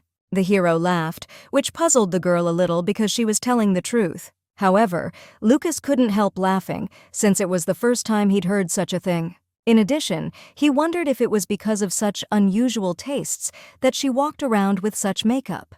He thought that the heroine had changed her mind after all, since she was opening up a little, but so far she was not completely frank. However, the heroine believed that he had not yet confessed to her why he was sick, and if he does not want to talk, then there is nothing to be done, because they are only spouses under the contract. Walking up to Layla and putting his hand on her cheek, he wondered if this was really so. Taken aback by the surprise, the heroine decided that probably it was true. At this moment, She didn't understand at all what the Duke was talking about now. Suddenly, he abruptly approached her, and they almost touched each other's faces. Blushing with embarrassment, the heroine closed her eyes, not knowing what to expect now. But suddenly she felt Lucas pinch and lightly rub her cheek. The Duke decided that her skin stretched quite well, which made her completely stupefied. He also noticed that the number of freckles on her face had decreased again, and the girl's skin felt like a pudding. Not understanding why they were standing, Lucas decided to continue their conversation while sitting. Feeling goosebumps all over her body, the heroine agreed with him, deciding that her heart almost sank into her heels. The Duke had already heard that she had met with candidates for the role of a personal servant, and he wondered if she had chosen anyone. As it turned out, she decided to choose the girl Jessie, who, however, was not one of the contenders. Besides, she wasn't allowed to go up to the third floor, but Lucas didn't see that as a problem and was ready to talk to Owen about it. Also, the heroine would be very grateful if Lucas found small glass jars for her. But at that moment, the hero no longer heard her, dissolved in bliss from inhaling the sweet aroma of the girl. At first he had thought that this fragrance would not suit her, but now, with only a breath, Lucas felt better. Because he was really calm around someone who wore such a fragrance. Suddenly the Duke came to his senses when he heard the puzzled voice of the heroine, who was trying to say something to him. He did not answer for so long, and Layla thought that the Duke had not yet recovered from his illness. But pretending to just think, he promised to send the jars to her room as soon as possible. In addition, Lucas intended to buy her everything she wanted, because there was nothing here that she could not take. Looking down in embarrassment, Layla thanked the Duke for his generosity. He wanted the girl to be calmer around him, but first, the hero wanted to listen to everything she wanted. He also decided to pick her a new dress, since she was no longer pretending to be fat, and the current robe was hanging on her. Grinning, Lucas knew that if she wasn't telling him anything, she must be hiding something. Deciding that this time he would find her a more competent tailor, the Duke suddenly heard a day at the door. Behind her was Michael's voice, which was surprisingly muffled and a little hoarse. Sweating, the boy had difficulty carrying the heavy basket into his study, for he had heard that the ugly was there. Layla was extremely puzzled by the appearance of the young master, and even in this form, seeing his body shaking, sweating like a fountain, she wondered what could be in this basket. The girl offered to help him, but the boy resolutely refused, not considering it difficult at all. With a loud thud, he put the basket on the table, and a strange noise was heard from there. Lucas and Layla approached warily, wanting to know what was inside. Taking off her blanket, they saw a lot of dirty stones with multicolored inclusions. The Duke was surprised by such large stones and thought that his nephew must have built a house in the courtyard. Shocked by his assumption, the heroine hastened to clarify that there was an ore of precious stones in front of them. She was completely amazed that the boy really wanted to give it to her, but Michael himself pretended that there was nothing special about it. Without any emotion, the Duke decided that he also knew about the stones, and therefore he did not understand why his nephew had brought them here. However, the heroine was completely delighted, and Michael reproached his uncle with this, saying that even a freak likes it. For the first few seconds, Lucas stared at him in disbelief. However, in the end, the Duke still smiled, deciding that the boy had beaten him to it, and he had lost. After that, he handed a small piece of paper into Layla's hands, wanting her and Michael to go get clothes. Taking it in her hands, the heroine, to her surprise, found that it was an empty check. Shocked by such gifts, she inadvertently thought that maybe today was her birthday.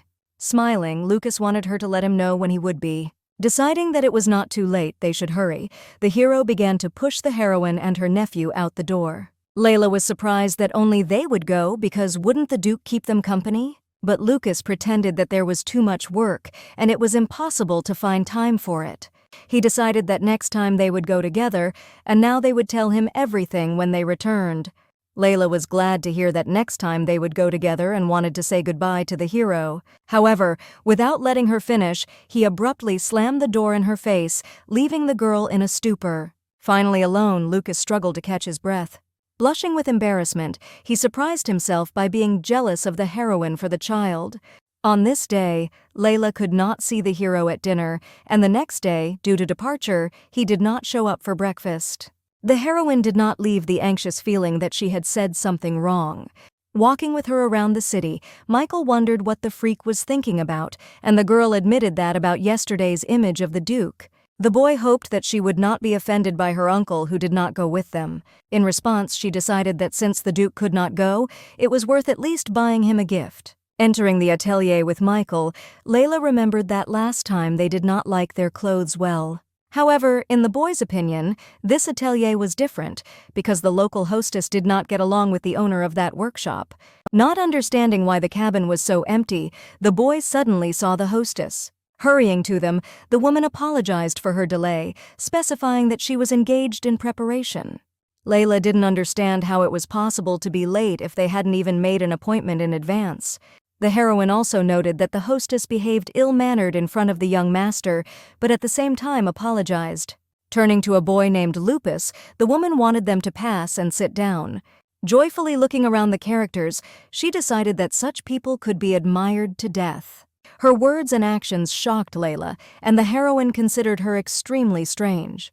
The hostess was annoyed that such important visitors came, and she had nothing to treat them with except tea. However, this tea turned out to be incredibly tasty, and it was difficult to stop drinking it. The seamstress was completely delighted that the mistress liked the tea. In addition, she admired the angelic voice and pleasant appearance of the girl, wanting to know what kind of outfit she was looking for. When the woman heard from Michael that his aunt had come to buy the dress, she was glad to meet the aunt of this lovely boy, like a flower. At the same moment, she ran to look for suitable outfits, leaving the heroes alone.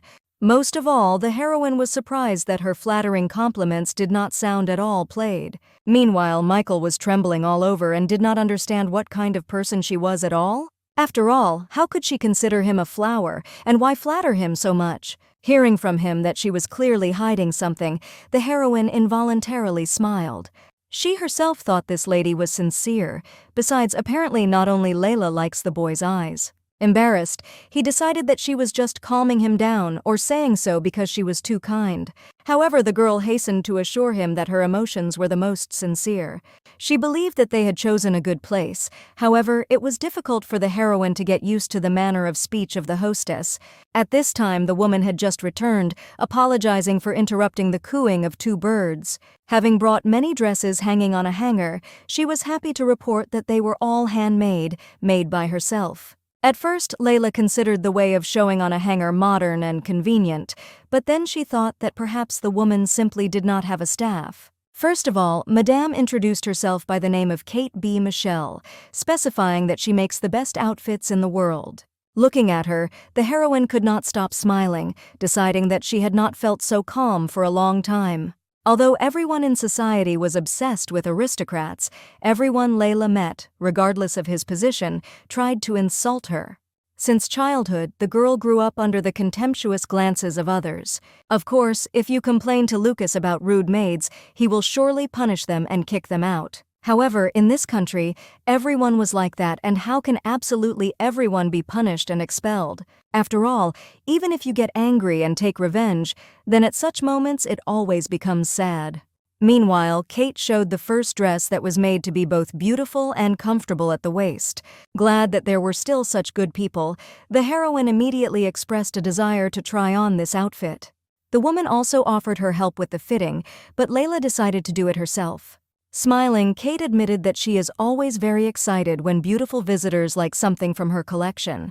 And the girl, in turn, was glad to find good clothes here and was also glad to make friends with this beautiful madame. After a while, Layla came out to them, dressed in a beautiful dress with lace. Inside herself, she was indescribably happy that she had finally put on a dress that was to her taste. Shocked by such beauty, Kate prostrated herself in front of her with a scream, confusing the heroine. Most of all, Layla was worried about her knees because the woman collapsed with all her weight on them. Michael's eyes also sparkled with delight, and he thought this dress was incredibly beautiful on the girl. Rejoicing at his words, the heroine also could not hide her delight at such a thing. But suddenly, the boy decided that they were taking all the dresses from the hangers, which shocked both ladies. Approaching him, Layla decided that although she liked these dresses, he should not have spent so much on her. However, as it turned out, he wanted to buy all this with his pocket money, which, according to Lucas, could be enough to buy a store. Pretty surprised, Kate was shocked by the incredible capabilities of the aristocrats. Layla completely agreed with her, which puzzled the woman a little. The heroine was grateful to her for everything, but she still believed that she needed to be able to spend her money more rationally. Except that if later, the young master wanted to buy something more expensive or needed money for something more useful. However, the boy at home did nothing but study, so he simply had nowhere to spend this money. Both girls were very touched by the fact that he devoted all his time to studying. His uncle thought so too, but Michael himself felt quite normal. He didn't mind spending everything, and he was happy to give Layla at least something. The girls immediately shed tears at the sight and words of this little angel. Sighing enthusiastically, Kate decided to give everything away at a reduced price. But the heroine immediately refused, believing that Madame tried sew the dresses so they would buy them for the full amount. Deciding that she also had money, Layla wanted Kate to bring them all the dresses. Now she was quite grateful to Lucas for the empty check, deciding that she would soon return everything at the expense of the cosmetics business. Late in the evening, after endless examples and buying everything they could, the heroes safely drove home in a carriage. The girl was glowing with happiness, thinking that today was a lot of fun. Unable to move from fatigue, the young master fully agreed with her. After difficult thoughts, they decided to try on only what they wanted to wear once, and the rest just to take with them. Layla was glad that Kate had her own vision of even boys' clothes. Michael decided that next time they would definitely take your uncle with you, to which she fully agreed. She thought that he had decided so out of good intentions, but in reality the young master just didn't want to suffer alone. Suddenly, the girl decided to clarify how much longer he plans to call her ugly. After all, in fact, she had a name that by and large she liked much more. Embarrassed, Michael knew it himself, and now quietly pronounced her name. However, he wanted her to stop calling him young master and start calling him by his first name. This night turned out to be incredibly strange and full of surprises. Soon the boy was already lying in his bed, fast asleep from fatigue. But unlike him, despite the late time, the heroine was not up to sleep. After she put Michael to bed, the girl went to wash her face. Lying on the Duke's bed, she looked directly at him and did not understand how it happened. Abruptly realizing what had happened, the Duke instantly got down from Layla, sitting next to her and bashfully covering his face with his hand. The girl sat down on the bed, looking away and being completely perplexed. She didn't think about anything like that at all and just wanted to bring a gift before she went to wash her face. However, the whole problem turned out to be in the aroma of Lucas, which the heroine could not resist. Shortly before this incident, she had stood in front of the door to the Duke's chambers, wondering if he was asleep. Quietly knocking on his door, she decided to find out directly if the hero was at home. But when she received only silence in response, Layla came to the conclusion with annoyance that he was still asleep. She also thought that perhaps he was still feeling bad, and therefore she would need to visit him tomorrow. Taking a few steps from the door, the heroine suddenly stopped, feeling a strange but so alluring smell. From that moment on, the girl practically did not remember what happened next. As if possessed by an unknown force, she unconsciously opened the door and entered him. Seeing the Duke sleeping peacefully in his bed, Layla walked slowly over with her eyes fixed on him. Gently bending over, she smoothly stretched out her hand, wanting to touch his face. But suddenly, Lucas opened his eyes and, not understanding anything, grabbed the heroine by the outstretched hand, after which he twisted her on the bed. And now, having let her go, the hero said nothing more, and Layla, sitting next to him, thought that she was mistaken for a killer. The Duke looked very unwell, and she decided that he was angry because of her sudden visit. In any case, nothing could be done, and the heroine could only beg for forgiveness, bowing her head. After waiting for a while, Layla decided to be the first to break the silence and start apologizing, but Lucas suddenly began to speak at the same time as her. Realizing that they had interrupted each other, the girl immediately jumped up, wanting to give him a chance to speak. The hero understood that she must have been scared and embarrassed to be caught, and laid down, moreover, by a man who breathed like a beast. And he was ready for the fact that Layla would no longer want to see him, which made the heroine confused. First of all, the girl wanted to apologize for scaring him so much, because if she had known that he was sleeping, she would not have come. And the reason for coming was the desire to personally report that he and the young master had bought a gift for the Duke and spent a lot of money. But when she entered him, the heroine was frightened when she saw Lucas's poor condition, and now she was annoyed that she had interfered with his rest. As for the hero himself, the main thing for him now was that the girl did not take offense at him. Hugging her, he decided that she did not interfere with him at all and even on the contrary, woke him up from the nightmare he had dreamed. Layla wanted to clarify what kind of nightmare he had, but as it turned out, Lucas had forgotten it as soon as he saw the heroine. Now, the Duke felt as if he was in a beautiful dream, and he wanted the girl to stay with him longer. Even hiding his selfishness and trying to draw a line, he could no longer resist his tenderness.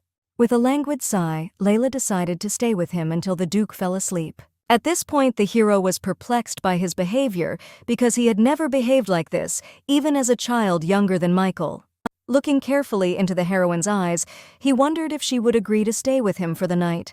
Shocked by such a sharp and unexpected proposal, the girl blushed, looking at him in confusion. Having digested the information and realized the meaning of what she heard, she fell into a stupor for a few seconds.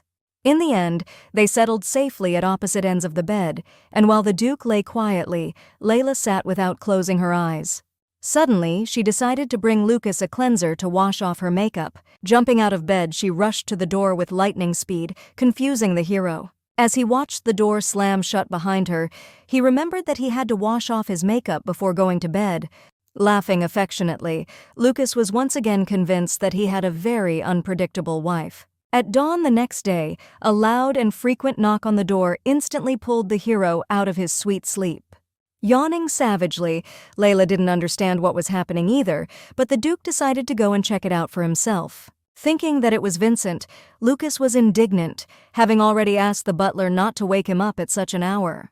However, when he opened the door and saw a frightened Michael, the hero fell into a stupor. With tears in his eyes and a voice trembling with horror, the boy wanted to urgently announce the loss of the freak. Screaming in horror, Michael decided that it must have been his mother who had done something to the girl.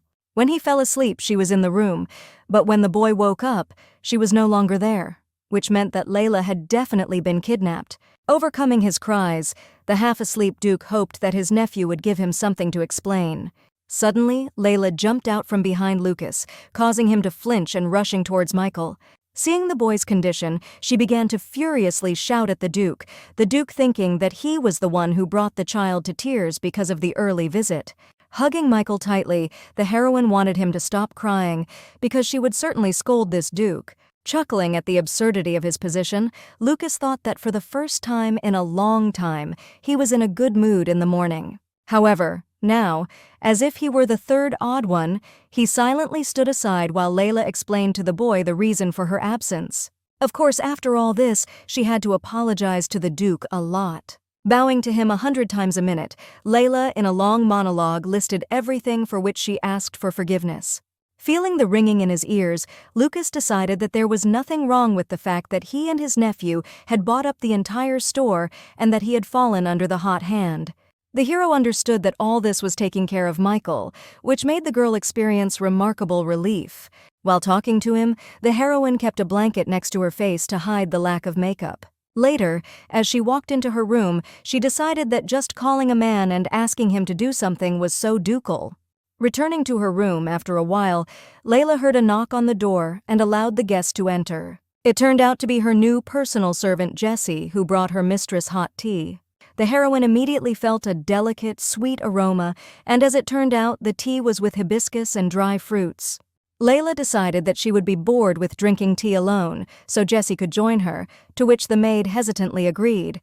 There were no special instructions for the girl, and she could safely go and rest, but she voluntarily sat next to the mistress. During their first meeting after their appointment, Jessie bowed to the heroine, thanking her for the opportunity. She remembered the words of the mistress that she did not need to do anything now. However, looking at Layla with loyal eyes, Jessie wanted to do everything she could to help her. Despite everything, the maid stayed and made this decision, so now the heroine could not even imagine her life without her. Humbly agreeing to drink tea with the mistress, Jessie stood aside, but the heroine suddenly wanted her to sit down next to her. These words completely confused the servant, because this is usually not allowed, but she still obeyed. Layla was happy to see that the maid's skin had improved significantly, for which Jessie was grateful to the mistress and her cream. While the girls were cheerfully discussing cosmetics, suddenly there was a loud knock on the door. After giving permission to enter and seeing Michael on the doorstep, Layla did not understand what had brought him here at such an early hour. Turning to the maid and about to introduce her, the heroine suddenly discovered emptiness in the place where she was sitting. Standing aside, the maid bowed obediently as a sign of greeting to the young master, introducing herself as the Duchess's personal servant. A little taken aback, the boy greeted him hesitantly, and Layla thought that Jessie must be just worried about seeing him for the first time. Turning back to the heroine, Michael pointed his finger at his face, the skin on which became noticeably cleaner and lighter. The boy was absolutely delighted, and he was also very grateful to Layla for giving him the thing. In response, she decided that cosmetics, of course, had an effect, but for the most part, it was all due to good sleep and proper nutrition. Michael also couldn't wait to tell him that what the heroine asked for that time was almost ready and would arrive soon. Sometime earlier, they thought for a very long time about what to do with the precious stones that the boy brought. Having diligently drawn a sketch, Layla ordered something unusual and special. And now, Michael suddenly took her sketches out of his pocket, which made the heroine wonder what the master is guided by then. Suddenly, a voice was heard from the door and, as it turned out, the master was guided by a copy of the sketch. Walking slowly into the room in his ordinary, flawless appearance, Lucas did not know what it was, but it had already been brought. Seeing the suitcase in the Duke's hand, Layla was surprised that he personally received her order, but as it turned out, the hero was just on the way. He also wanted to open the package with everyone else and see what was inside. Delighted at such an offer, the three sat down on the sofa, and Michael took a place between the characters. Looking at his uncle in surprise, the boy was impressed by how much he had changed, both in appearance and in communication. Lucas didn't understand his words, thinking that he was just in a good mood, and Layla immediately realized that Michael was just very embarrassed. Smiling, the hero noticed how close she had become to his nephew. In addition, he was eager to see what Layla had even drawn a sketch for herself. According to the girl, it was a toy for children that developed their mental abilities and fine motor skills. Turning to the maid, she wanted Jessie to clean up the table and bring some snacks, because brain activity drops blood sugar. As she received the suitcase in her hands, Layla was surprised by its weight, which immediately made it clear that the contents were made of precious stones. Initially, she wanted to make a decoration, but using her memories, the heroine ordered a set of toy Lego. Before the death of her parents, she often played such games with them, so she wanted to create similar memories for Michael. Hearing bewilderment from the Duke, who did not understand what these stones and blocks were, the boy was shocked by his ignorance. To Michael himself, Layla has already shown that they need to be connected and thus build anything. Therefore, smiling from the top of his mouth, the boy wanted to build a house, a park, a horse, and even the sea. For a few seconds, Lucas looked thoughtfully at the cubes in his hand, expressing no emotion. But suddenly, the hero smiled and wondered if Michael knew about architectural styles and if he was really going to build a house without a roof. From such questions, the nephew was immediately confused. With a peaceful smile, Layla watched as the Duke helped the boy draw up a plan for the house, with the number of rooms and floors. Before that, she had not even thought that Lucas would also like this, but it was a pleasant surprise. And if you look at this atmosphere from the outside now, it looks as if they are a family. The day flew by unnoticed, and only in the evening the heroes went to their rooms. Left alone, the heroine tiredly plopped down on the bed, enjoying the aftertaste of many hours of play. If it continued like this, it would be great, but Layla remembered that this was a contract marriage that would inevitably end. However, even so, it was like that happy time when my parents were around. However, now was not the time to cry from longing for the past gone forever, but instead to start thinking about the future. Deciding to think in advance about what would happen next, the girl remembered her diary. She had read a lot of things before, and now many works were at hand. Opening her diary, Layla saw the names of different books, among which her favorite was the story of a master cook. But suddenly, she came across a story that should not have been here, which made her stupefied. After reading a short sentence about returning, the heroine suddenly felt the ground slip from under her feet. At the same moment, she found herself near the imperial palace, dressed in a bright maroon dress. Right in front of her, Prince Theobald and Duke Henry clashed in a heated argument, practically shouting at each other. The Duke remembered that when he went to see Her Highness, at some point, a certain aroma instantly drove him crazy. Numb with shock and horror, Layla stared at them, dumbfounded, not understanding anything, because she had just read a book in her room.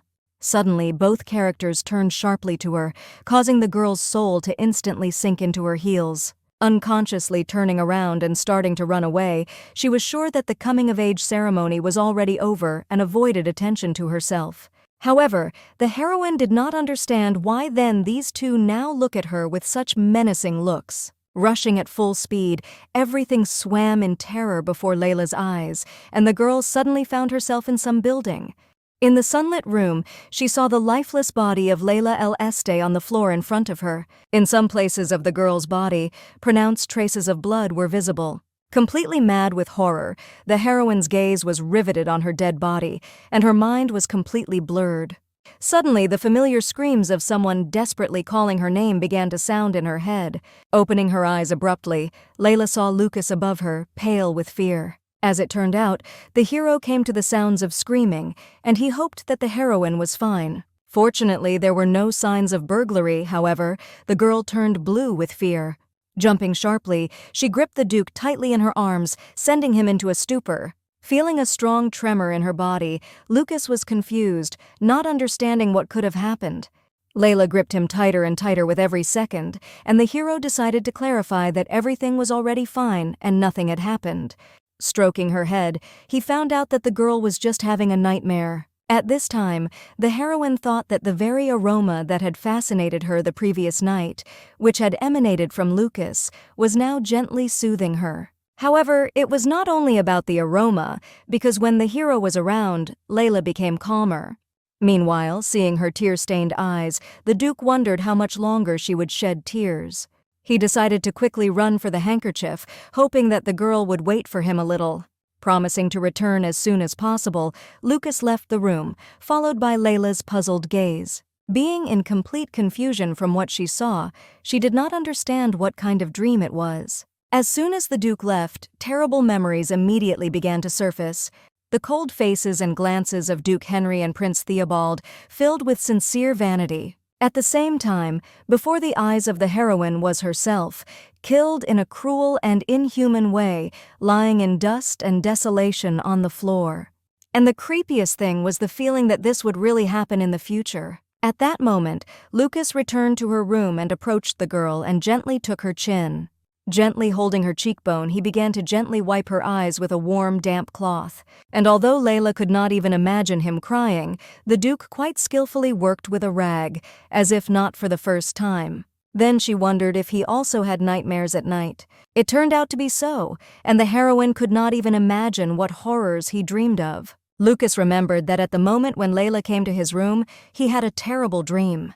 Before he could finish his thoughts, the girl moved sharply to the back, in the opposite direction from the Duke. After that, she moved, inviting the hero to sit down next to her with a gesture. Lucas was still unsure if his character was afraid, but at least she wasn't pulling away. From the very ceremony, Layla noticed that he felt bad all the time, and she wondered if the hero really had problems sleeping because of nightmares. Lucas was disappointed that it was so noticeable, because he didn't want to show it at all. The heroine was also interested in learning about the reasons for this, and she found out that this is a symptom that disappears over time. The Duke believed that last time he had survived only thanks to her, for which he was very grateful. Looking at his smile, Layla felt a strong heartbeat, bewildered by herself. As she tried to calm her heart that it was just gratitude, Lucas couldn't understand why she was blushing so much. Thinking that she was sick, he put his hands to the girl's face, wanting to check the temperature. Experiencing the deepest embarrassment, the heroine abruptly waved her hands, deciding that she would sleep and everything would pass. Calming down, she suddenly realized that now they were lying in an embrace with each other. Completely confused, Layla could hardly mumble that it was already very late, and she needed to fall asleep as soon as possible. Suddenly, she felt Lucas's body tremble, and suddenly, the hero abruptly raised his hand. Smoothly putting it in a comfortable place, he breathed a sigh of relief, as it was already numb. This time, he had not just a nightmare, but a dream that inevitably repeats itself over and over again. And although he has been dreaming for 5 years, the hero still could not get used to it. But now, hearing the scream, Lucas instantly forgot about everything and ran out barefoot, forgetting even about nightmares. For him, there was nothing worse than the fact that something could happen to the heroine. Running into her room, he saw the girl shaking in convulsions and tears from a terrible dream. However, as soon as the girl woke up and saw the Duke, her expression and look immediately changed. The hero remembered that this curse can only be overcome by finding true love.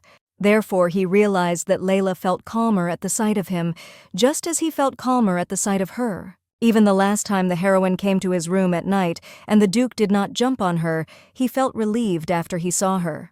So he wondered if they would just continue to sleep together. Finally starting to understand what it all meant, Lucas wanted Layla to stay with him. The next morning, the heroine woke up safely from the bright rays of the sun breaking through the window. The dream she had now was completely different from the previous one, and it was completely meaningless. On the next pillow, instead of the Duke's head, there was a note from him, in which it was written that he had been forced to get up earlier because of business. Layla did not give any answer to his yesterday's question, although her heart confidently gave a positive answer. Remembering Duke Henry's nightmare words about the strange smell, the girl thought that Lucas's sweet scent had clouded her mind. Layla hesitated at that moment and decided not to rush with the answer. Suddenly, Jessie knocked on her room, wanting to give her urgent news. Starting to frantically search for a cosmetic bag, the heroine wanted the maid to pass everything to her through the door. Hearing that Madame Anna would arrive at the Montefeltro mansion by noon, the girl was stunned. The next day, after her arrival, Michael walked resolutely along the corridors, heading to meet his mother. Seeing his mother, the boy was eager to say something to her personally, which confused the woman. Before that, she had spent a sleepless night in the guest room, sitting on the couch and covering her face with her hands. This castle, as well as the Duke and her own son, had become incredibly strange, and it was driving her crazy. She continued to write letters, in each of which she emphasized that she loved her son, and also did not save money for a child at all. Tormented by these thoughts, the woman absolutely did not understand why she was being portrayed as guilty. Angry, she jumped up from the couch, knocking over the table in front of her, with tea and treats. Sitting back on the sofa, Anna was breathing heavily and felt that she was gradually starting to go crazy. Time dragged on endlessly, but nevertheless the woman sat in place until the morning, not finding an answer to her question. The only conclusion she came to was that she could not stay in this house for a second longer. Plunged into thoughts that she did not need anyone else, the woman was very surprised to meet Michael near the exit. Approaching her, the boy looked at his mother with serious eyes, wanting to talk to her. Vincent agreed to step away for the duration of the conversation, specifying that he could not leave them for long. After waiting for him to leave, Anna decided that apparently her son had come not just to say goodbye to her. This was noticeable only by his gaze, which was completely unlike the look of a child. Michael wanted to ask her that, when her mother was gone, she would never come back to them. These words sounded like peals of thunder that swept through the woman's body, causing her incredible pain. Hiding behind a wall nearby, the heroine was surprised that the boy went alone to meet his mistress. And although Layla wanted to stand next to him and hold his hand, since Michael himself did not call her, she decided to go out only as a last resort. Struggling to keep her sanity clear, Anna was shocked by how much her son hated his mother. Is his hatred so strong that he doesn't even want to see it anymore? But suddenly the boy looked at the woman carefully and decided that he did not hate her at all. In the past, he had never gone against his mother because he felt guilty that he would never be the son she wanted. Michael was used to being hated, but now he saw the other side. It was hard for him to endure ridicule and face other people's views, so he was afraid of people and hated himself, but all that remained was to endure. However, even so, he always hid it in himself and did not say anything to his mother, because the boy knew that she would again consider him not beautiful enough and decide that he should just endure. But now, remembering all that had happened in the last days, he no longer felt fear. At that moment, the moments he had lived with Layla flashed before Michael's eyes. Therefore, the reason for his courage was that the boy was now truly loved, unlike his mother, who did nothing but hate and despise him. However, now, the woman could no longer ignore anyone in this castle. The heroine was surprised that now he could speak so calmly, and besides, Michael clearly thought about his speech for a long time. And although she did not see their faces, the girl was very surprised that the mistress was silent and did not answer her son. Suddenly, sadly looking at the floor, Anna decided to admit that she still believes that hating ugly people is natural. After all, people avoid unpleasant things, and it was extremely unpleasant to look at ugliness. At this moment, Layla could hardly restrain herself from going out and stuffing Madame's face for such words to her own child.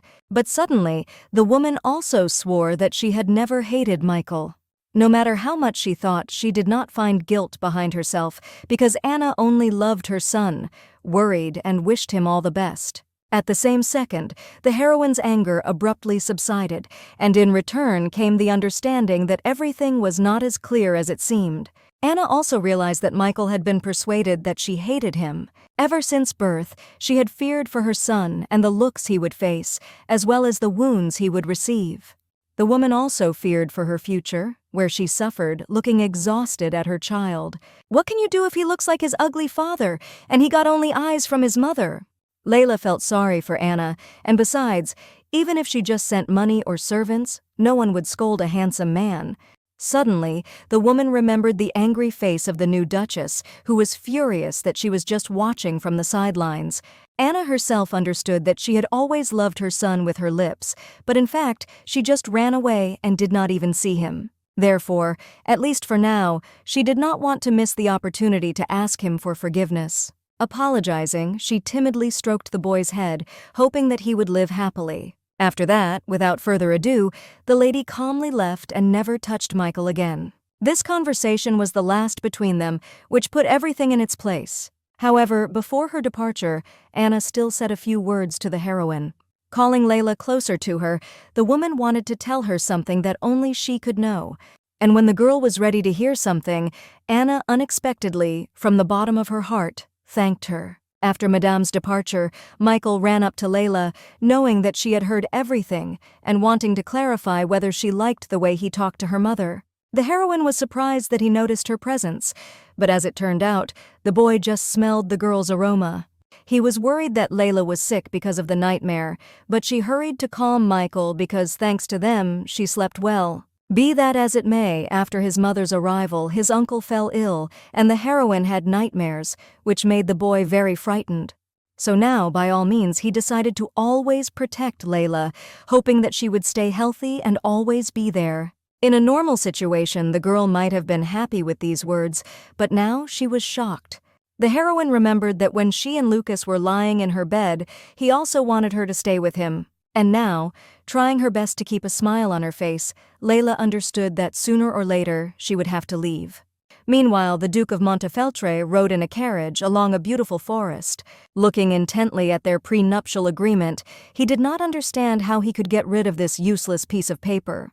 In the evening, before going to bed, Michael sat in Layla's bathroom, waiting for her to get out of the shower.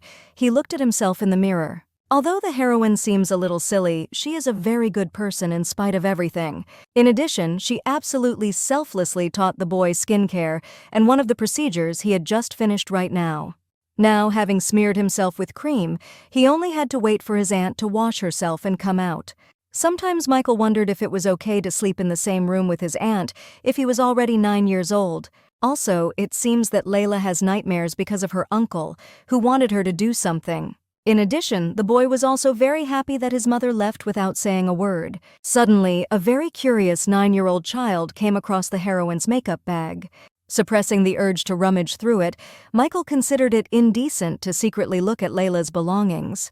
Still struggling with the urge to look there with one eye, he decided to ask her to show her herself. However, at the same moment, he suddenly saw a document on one of the shelves, which turned out to be a contract between the girl and the Duke. Not understanding what kind of business Layla could have with the Montefeltro family, for which a contract was required, the boy took it from the shelf. Having carefully studied it and learned that the heroine was going to leave after the official marriage, Michael was horrified. Suddenly, he heard the voice of Layla, who had just come out of the shower. She thought that the boy must have been waiting for her, and in the meantime, convulsively hiding the contract in his sleeve, he gave up the appearance that this was not the case at all. The next morning, Jessie went to the door to the mistress's chambers, bringing her morning tea. Calling out to the heroine from behind the door, the maid hoped that she was no longer asleep. Through her sleep, hearing her voice, Layla instantly opened her eyes, becoming confused for a while. A few minutes later, she abruptly opened the door, apologizing for the long wait. Seeing the mistress's pale complexion and her sleepy appearance, Jessie didn't understand what had happened to her last night. Pretending that they were just talking to Michael, Layla wanted to take the tea and drink it as soon as possible. In addition, she wanted to give the maid information for the butler to cancel Michael's morning lesson since he was still asleep. While happily agreeing to do so, Jessie also wanted to make the heroine a new tea that would cheer her up. Looking at the trail of the departing servant, the girl realized that she really did a very good job. And while Jessie hadn't come back yet, Layla naively thought she could get some more sleep, but she forgot one important detail. As she closed the door, she remembered that she and Michael had fallen asleep immediately after she had finished washing. But before going to bed, the boy unexpectedly decided to boast and tell his aunt about his house. This mansion had its own alchemist laboratory, and Michael wanted to show it to Layla when he grew up.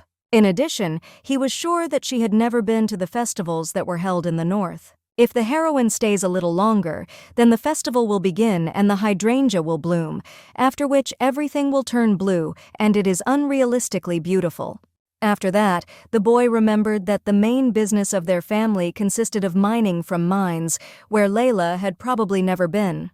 Therefore, he wanted to take her there, as well as take her for a ride on a boat made of magic stone, but for this, Michael needed to grow up.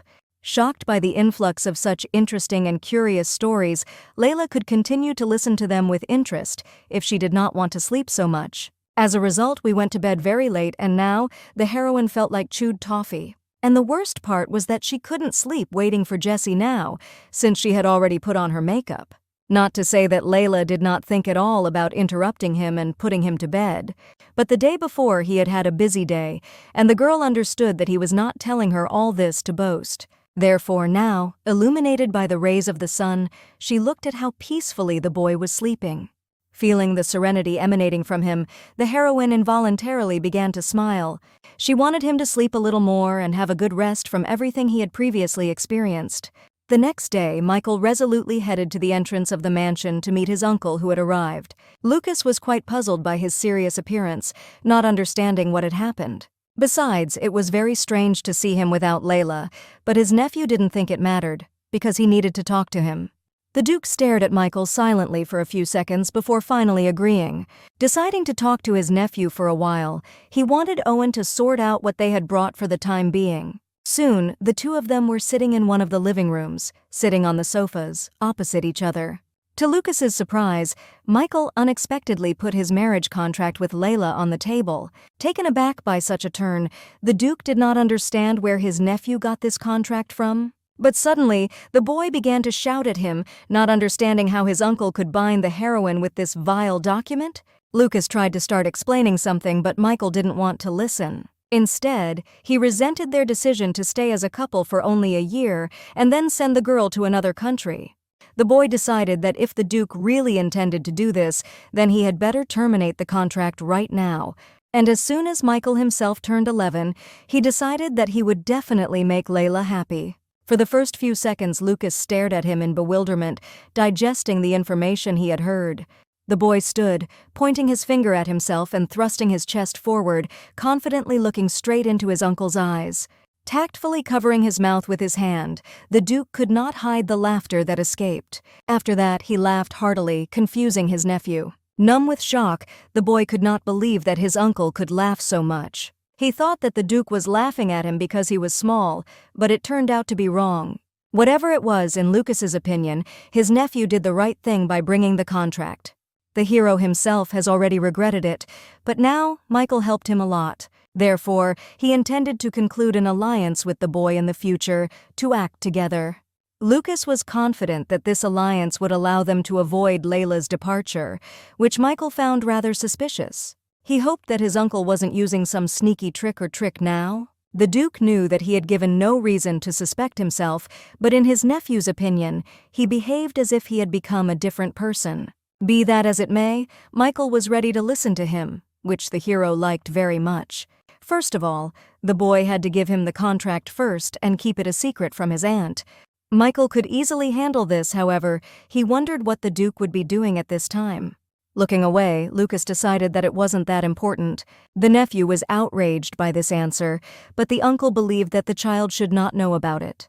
Then Michael decided that if the hero tried to do something suspicious, he would not leave him alone. The hero did not understand why there were so many unfounded suspicions about him, because he would never do this, especially in relation to Layla.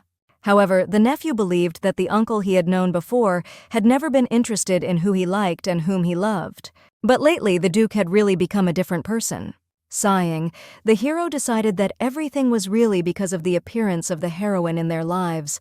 Her mere presence made the Duke's heart flutter, and he himself wanted to be sincere. Lucas finally felt free, as if he could be his real self. Michael remembered the hero as a gloomy loner, but now it seems that everything has changed. Thinking that he understood, Lucas pushed his nephew to the exit, and in the meantime, the boy decided that his uncle was also petty. In fact, the hero noticed that the boy had also undergone significant changes. The Duke had heard his nephew well before, but he kept shouting. And now, after tossing the hair on his head, Lucas wanted the heir to go to his lesson. Not understanding what to do with such disheveled hair, Michael finally stuck out his tongue to his uncle. Then, turning in the opposite direction, he strode away with an air of solemnity. To be honest, the boy was already very fond of his sullen uncle. But with the arrival of Layla, he began to like the hero much more. A few days later, the heroine stood in front of the mirror, carefully examining her reflection. She wore a beautiful dress adorned with a large pink bow on her belt. Today, the girl was going to go to the Festival of the North, where she was invited by Lucas. A few days earlier, she had learned from him that the festival would open earlier this year. The Duke wanted, if Layla did not mind, to explore the Commoners' Quarter with her. Like other regions, the North is divided into the Commoners' Quarter and the Aristocratic Quarter. The heroine would have been very happy, but how could she go because the girl did not want to attract attention to herself? But Lucas decided that they could go there, hiding their real identities. Delighted, Layla imagined how happy Michael would be, but as it turned out, the boy would not go anywhere. Hearing that they would go with the hero, only the two of them, the heroine fell into a stupor. According to the Duke, his nephew wanted to focus on his studies because he had often missed classes lately. In addition, Lucas noted that it was extremely difficult to just go somewhere with the heroine together. Also, having pushed a box with a red ribbon to the medium-sized girl, the hero wanted to give her a gift. In surprise, Layla found nothing better than to clarify if this was really meant for her. However, when she saw the Duke's face, she immediately felt uncomfortable and thanked him from the bottom of her heart for the gift. Deciding not to wait too long, the heroine began to carefully lift the lid of the box. Inside was a beautiful dress, made to order and neatly folded into a package. In this dress, she will have to go with the Duke to the festival, and moreover, she does not need to apply so much makeup.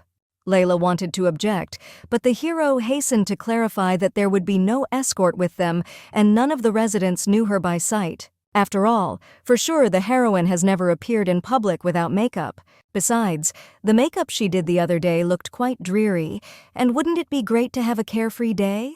Even though Lucas was very attractive, Layla didn't know what kind of person he was. But each time the hero showed sincere care for her, and now she gladly agreed to go to the festival. If he pays so much attention, then he certainly thinks about the girl, but this can be dangerous for herself. Looking at the large hat and the dress of calm peace, tastefully made, the heroine did not understand how the Duke knew her tastes. And in general, maybe she should learn this directly from her husband? However, now was not the time to think about it, as it was a fictitious marriage. She didn't have a place to settle down to live the life she had always dreamed of when she started a cosmetics business. Sighing sadly, the heroine did not understand what was the point of her being sincere if she had to leave in a year anyway. Instead, wouldn't it be better to just enjoy life to the fullest with gratitude? Meanwhile, the Duke was finishing preparations for leaving for the festival, once again thinking about everything. Today, on this casual walk, he intended to offer Layla to break the contract. The original term of the contract was 1 year, but the royal palace decided that the deadlines could be ignored. In that case, Lucas would have to let her go after a few months, which annoyed him greatly. The Montefeltro family's contract is completed by magic and is not easily broken, but thanks to Michael, it is possible if Layla agrees. However, it turned out to be quite difficult to separate them, and the hero had to literally persuade his nephew to stay. This is because Michael, like the hero himself, could no longer imagine their life without the heroine. The Duke took care of a dress for the girl, from the mere sight of which the eyes can shine. Lucas also found a place to have fun, but he still didn't know what was in her heart. Putting on his beret before leaving, he hoped that at least his thoughts and Layla's thoughts coincided with each other. Once outside, he saw that the heroine was already waiting for him near the carriage, shining like a star. Meanwhile, during the tea party, the Lady of Monaco wondered if His Highness knew what perfume she had been using that day. According to rumors, the aroma of green grapes has been in fashion lately, and if Prince Theobald does not mind, he can appreciate it on the girl's body. However, Charlotte, who was sitting with him, reproached the lady because the gentleman does not really like the smell of fruit. Then the Lady of Monaco decided to offer him the scent of flowers, developed by the royal perfumer, from a lilac flower. There is a rumor that the aroma of lilac is conducive to deep sleep, and if the prince has been having strange dreams lately, then this is the best option. However, in the last few days, a woman appears in Theobald's dreams. Looking back at her, he sees a beautiful nymph with flowing light purple hair, which smells of lilacs. The prince wants to answer this call and hug her, but this is impossible because she does not want to. She is ready to take any man by the hand, but not him, Theobald, because he trampled on her, tied her up and imprisoned her. The prince even tried to kill her, and as soon as he let go of the girl's hand, Henry called out to her. The Duke believed that Milady was using the forbidden scent of delusion, for as soon as she approached Theobald, he would go mad. And who knows? Perhaps she really used the low-grade incense of delusion. However, the prince was intoxicated by her fragrance. Suddenly, Marquis Alfonso came up to the table, wanting to clarify whether there would be hunting competitions in the fall, like last year. The venue was a forest belonging to the imperial family, and the Marquis wanted to clarify if he needed to send invitations. As it turned out, Theobald did not think of changing anything. Besides, the venue, as well as the invitations, remain unchanged for quite a long time. At this moment, Charlotte suddenly thought that it would be possible to make small changes to the list of invitees. The prince did not understand who exactly she was referring to. Smiling, Lady Pinatelli thought, why not invite the ugly family? After all, wouldn't a royal invitation be enough for the Montefeltro family? The thought of these people made Theobald's face even more serious, and the prince himself sank deep into his thoughts. After all, if you think about it, that girl was somewhat similar to the nymph from his dream. But immediately slapping himself in the face, Theobald considered it nonsense, because she was so ugly that it was not clear how she could live at all. Lady Monaco wondered if Charlotte thought it acceptable that His Highness would see them during the competition. However, the prince decided that everything was really boring, so, as it was announced, it was necessary to bring something new to their entertainment. Besides, Theobald didn't like Layla's haughty look, so he wondered how they would play with them now. At this time, the northern quarter of the commoners was bustling with life, and a festive atmosphere reigned everywhere. The heroine was completely delighted with what was happening, looking at everything around with great interest. She and the Duke found a beautiful tree, which is also in his greenhouse, but it has not yet bloomed there.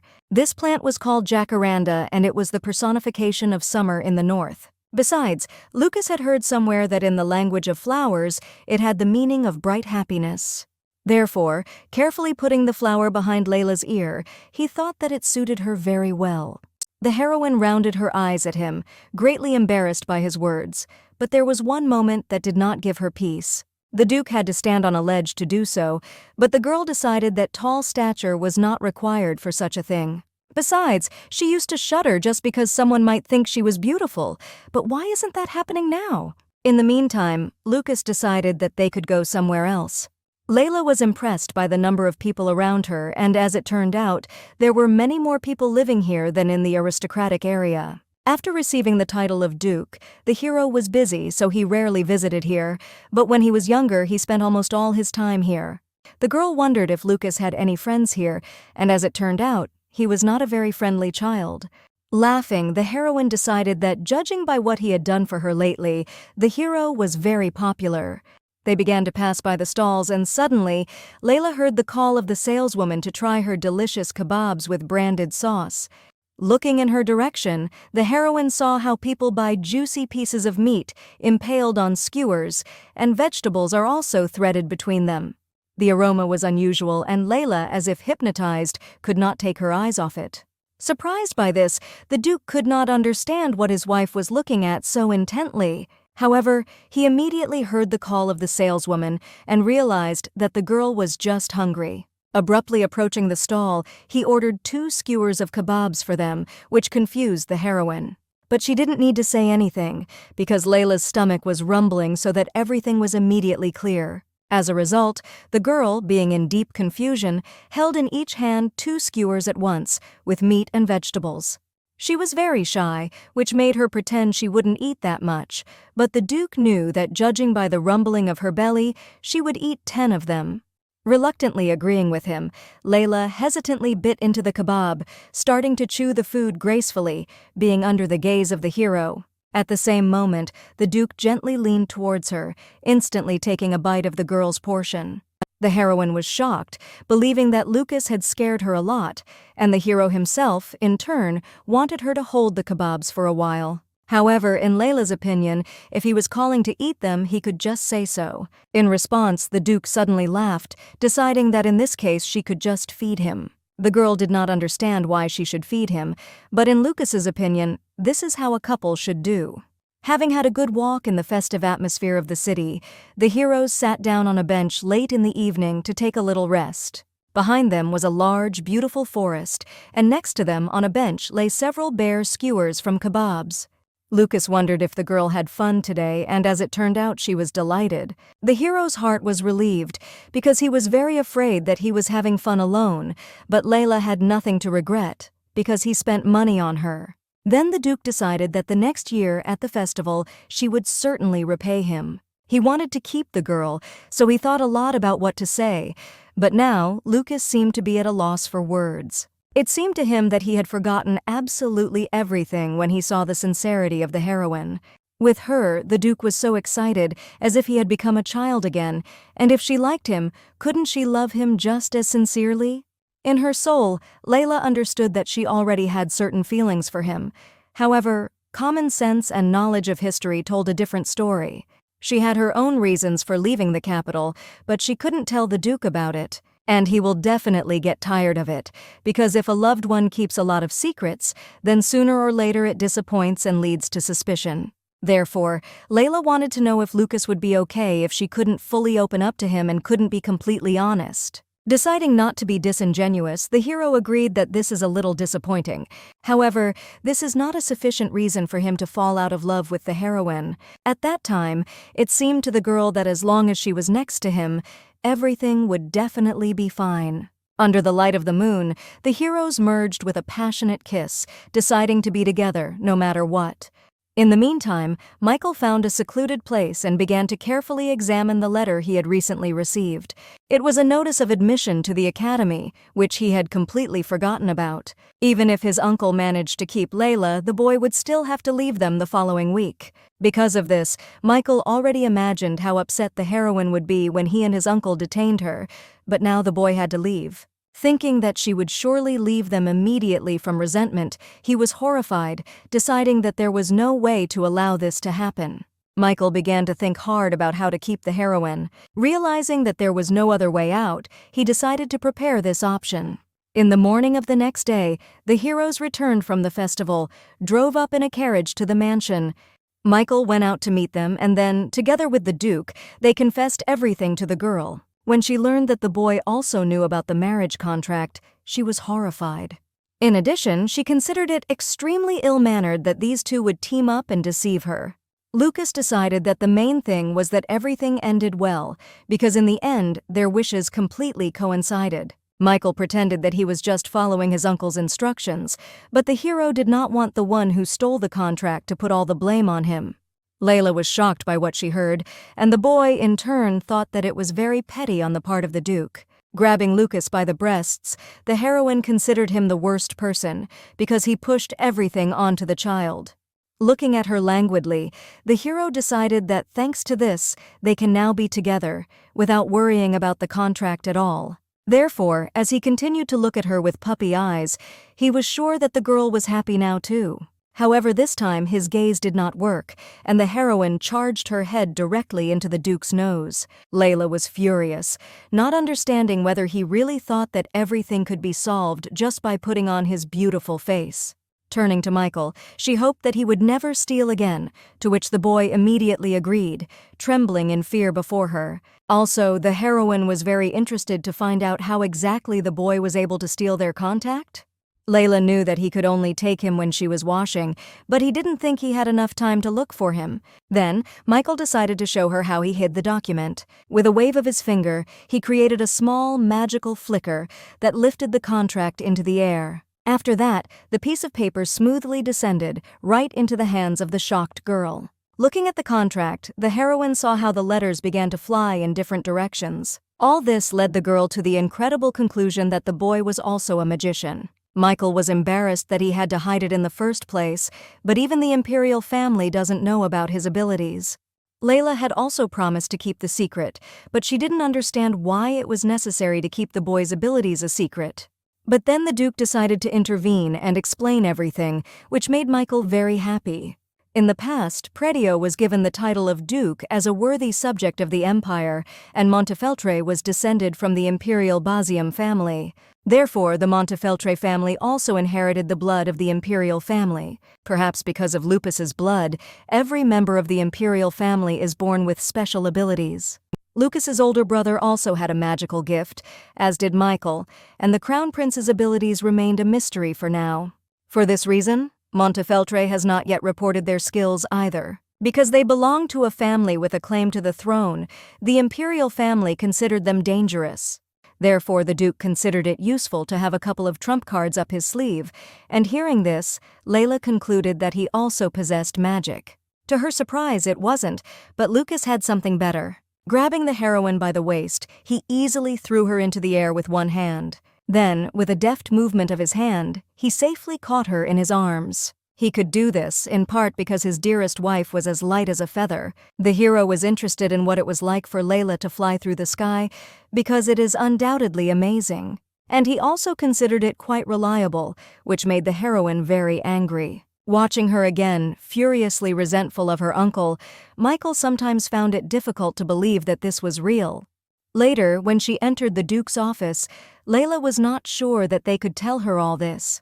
They are not even officially married yet, and besides, she also has secrets that she will not be able to reveal. This means that the heroes simply could not be sure of what exactly she would do. However, in Lucas's opinion, Layla was now talking absolute nonsense. After all, now they would become a family for life, so he and the boy trusted her completely. The Duke knew that the heroine was afraid of something, and could not even reveal what exactly. But this fear eats her from the inside, and therefore the girl is just silent, keeping everything to herself. Of course, these words did not mean that Lucas wanted to hear all her secrets right now. Instead, he wanted her to know that they had the power to protect her from any danger. Therefore, the heroine had nothing to fear anymore, because she taught them to be happy, and this fact will never change.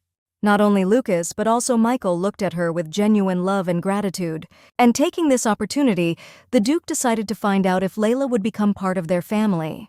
At this moment, the girl mentally turned to her parents, believing that she had a real family in this world. Thinking that now she might be able to be happy, the heroine saw smiles on the faces of her mom and dad. Therefore, she gladly accepted the Duke's offer, hoping that things would only get better from now on. Looking at Layla, Lucas couldn't tell if she was laughing happily or crying. However, just when the girl thought about the fact that from now on they would be together, she could not hold back tears. Hearing that she was very unaccustomed to feeling happy, the Duke and Michael came over to hug her. But suddenly the Duke decided that now they no longer need to part, which made the boy freeze in place. Before it was too late, it was necessary to admit it, but how can you dump it now when everyone is so happy? Meanwhile, instead of crying, it was decided to hug, so Layla called Michael to her. However, seeing the confusion on his face, the heroine was very puzzled. Unable to withstand the hanging tension, the boy suddenly shouted that yesterday a notification had come about his admission to the academy. Therefore, next week he will have to move into a dormitory. Hearing that he would not return until the holidays, Layla fell into a stupor. As it turned out, it just flew out of Michael's head, for which he apologized. Falling to her knees in grief, Layla knew for sure that the academy was accepted only from 10, and he was only 9. But it turned out to be an early admission, and it was probably too late to change anything. The Duke let him go because his mentor had advised him so, and then somehow he forgot, although a month ago it could still be changed. The heroine doomedly got on all fours, and frightened, the boy clarified that he had passed the exams before her arrival. Sobbing, she still wanted to give him a lot, and the three of them hadn't really gotten out yet.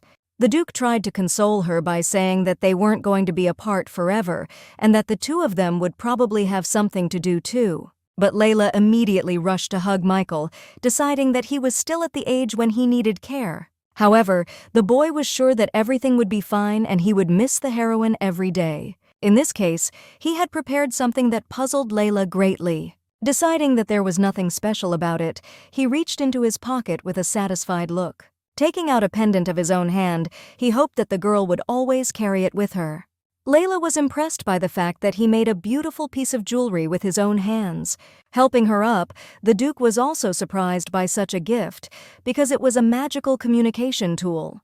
Michael hastened to clarify that in order to use it, you need to press a small button from the bottom. As it turned out, by the button he meant a small detail located at the bottom of the pendant. By clicking on it, a hologram of the boy appeared from the decoration, thanks to which the girl could not only communicate with him, but also see him. It was his personal revision, from which the heroine was completely delighted. Michael knew that she would like it, and besides, the connection was disconnected by pressing the same button again. Delighted with such a wonderful gift, Layla thanked the boy from the bottom of her heart. Laughing happily in response, Michael tried his best to hide his embarrassment. He wondered that now, even if they were apart, would they be a family? Hearing these words, the Duke and the heroine looked at each other in surprise. After that, they laughed together, which made the boy a little taken aback. At the same moment, they hugged him at the same time, deciding that they would always be family from now on.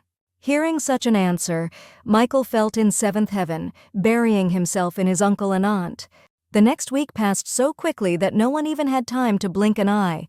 One day, Layla remembered the day when she first saw hydrangeas in the rain in Korea, and Michael immediately created magic by watering the flowers with rain.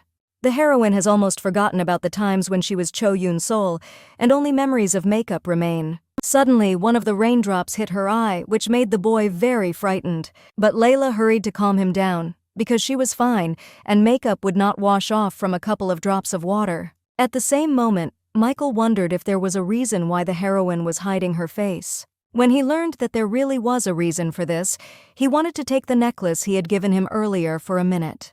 The heroine handed him the pendant, and suddenly, he began to cast some kind of spell over it. After receiving the jewelry back, the girl learned that he had cast a spell that does not allow face recognition. So if she doesn't want to be recognized, then you will need to press the button twice. Shocked by his abilities, Layla considered him a young genius who did not need to go somewhere and study. However, he had to go to inherit Montefeltro, because for this he needed at least a diploma. The carriage was ready, and Michael hoped that his aunt would accompany him to it. Layla happily agreed, and together they walked forward, trying to walk as slowly as possible. The girl did not understand how it was possible not to see off the one who gave such a gift, but the boy decided that without a gift, it could be done.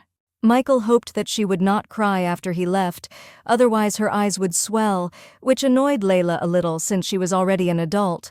And yet, watching the carriage leave, Jessie, standing nearby, offered her to take a handkerchief. Layla could smile until he got into the carriage, because they really don't part forever, but as soon as he drove away, tears poured out. Even after a while, sitting in her room, in the company of a maid and drinking fragrant tea, the heroine continued to roar. She cried all day, and in the end, even her waterproof makeup could not stand it, and it was erased.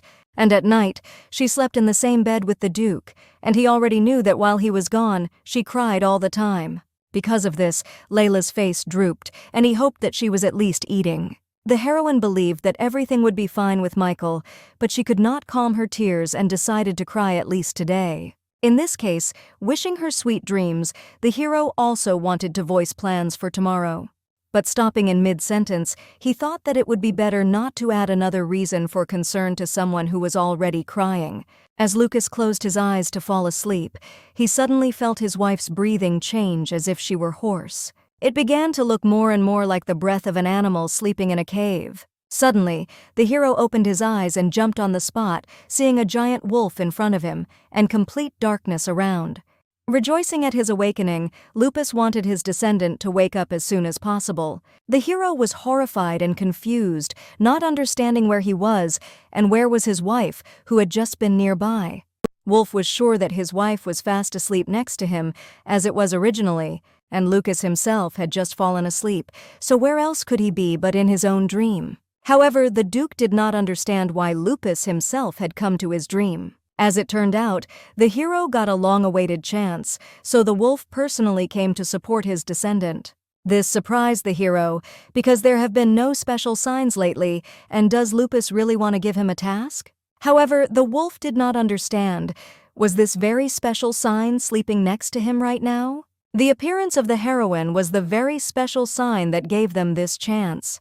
Surprised by these words, Lucas knew for sure that Layla had not given him anything, but in the wolf's opinion, this was not the case at all. Lupus believed that his descendant had nothing to worry about, and he just had to do what he was doing, because they should be happy together.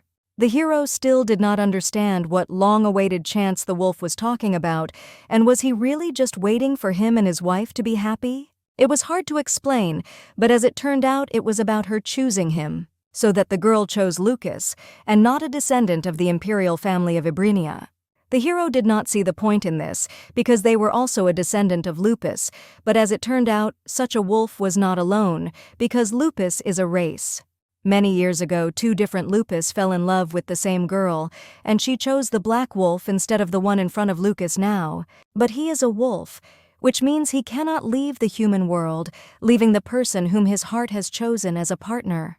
So he fell asleep, waiting for his chance in the hope that his partner would come back again. She endured a lot of hardships and died by mistake, but thanks to this, they had a chance for happiness. Having gone through countless reincarnations, she came to them from a distant world. Therefore, Lupus wanted the hero to stay by her side and make her happy.